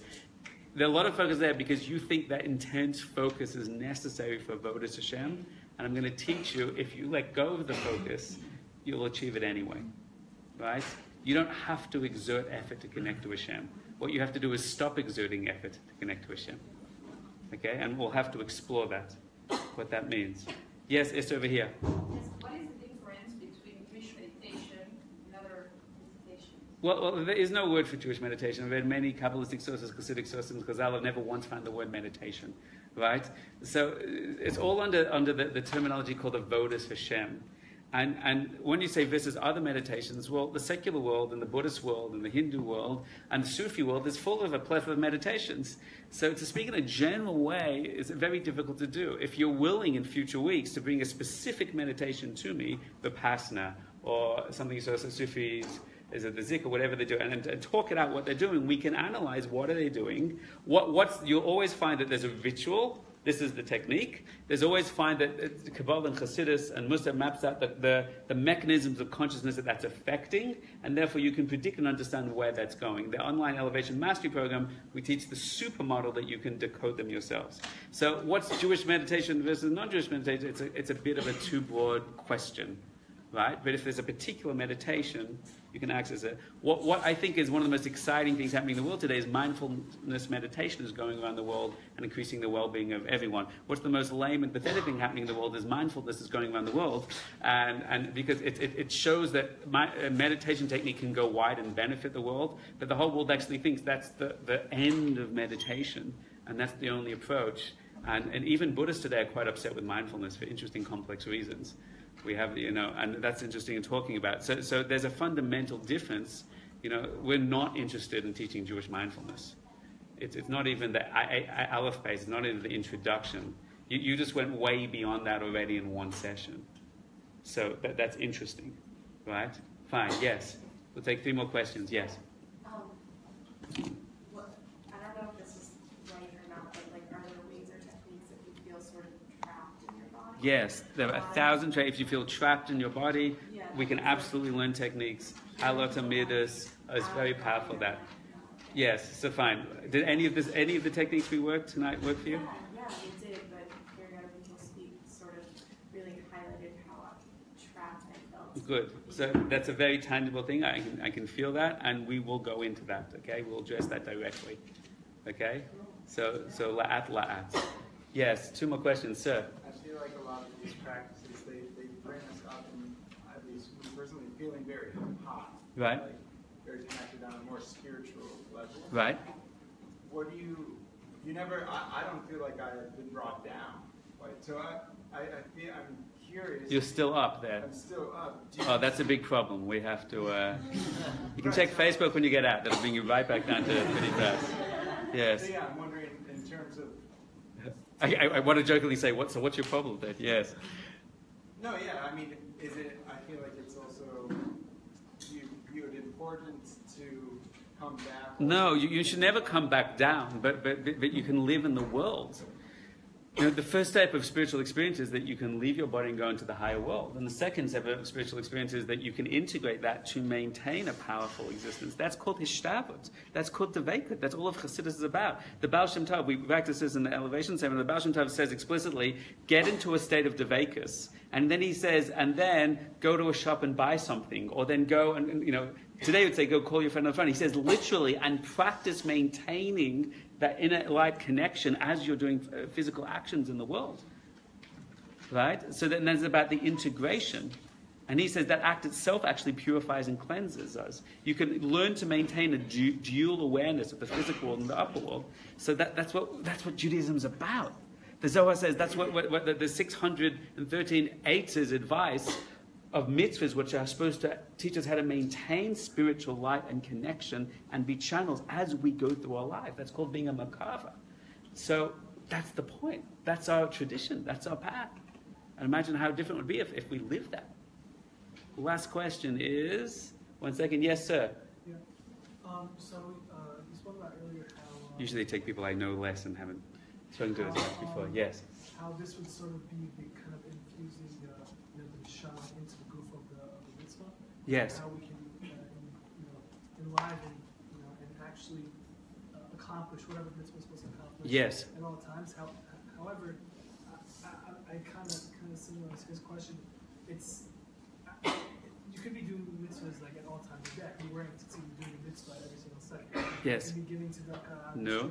So what's the question? So how do that would literally take us, there would have to be some sort of split-second technique that you sort of kind of gauge. Yes, the split-second technique. Watch this right now. Everybody close your eyes. You ready? I want you to go back into the cycle of 5 of love. Go straight away back.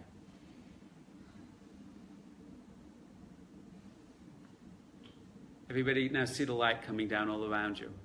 And feel that feeling of love and connection. Go back into that light and see it flooding you. Go up the ladder now. Open your eyes for a second. Hands up if you get some of that feeling back pretty fast. Hands up high. Basically everyone in the room. That took 15 seconds. 15 seconds you got it. What's the secret? Once you awaken it and allow it to weaken your nefesh Bahamas, then it's there. Then you click into it. When you're far from it for days, for weeks, for months, and years, then you have to do a whole thing to get up. Can we change the flying? No, you can only use those forever. I've locked that in. Contractually obliged. You have to and you must. You have to expand them. We'll talk about machshava maps in a later time. So once you access that light and you maintain that light, it's there. You close your eyes, you go for it. That's the deep secret of hachanas. I want you to mythically imagine that you will do that every morning for 10 minutes for the next 6 days. And I want you to try one time doing that before you do a mitzvah. And we haven't talked about how to connect it to the mitzvah. Well, just try doing it. And when you get into that state, stopping to think for 60 seconds what the meaning of the mitzvah is. I want to give this money because I believe we should give charity, because Hashem gives charity to others, the chesed, whatever it is. I'm putting on tefillin at one thing. When you're in that state, when you're flowing with it, and just do the mitzvah. Interesting. Is this interesting for people? Are you enjoying this? Could we do this together? Think about coming next week. Think about bringing along your friends. Next week, I want to do the same thing again for a little longer and take more questions. Right? You can try this in Rosh Hashanah or change your Rosh Hashanah. I hope this is meaningful and positive for you. And looking forward to continuing next week. Thank you.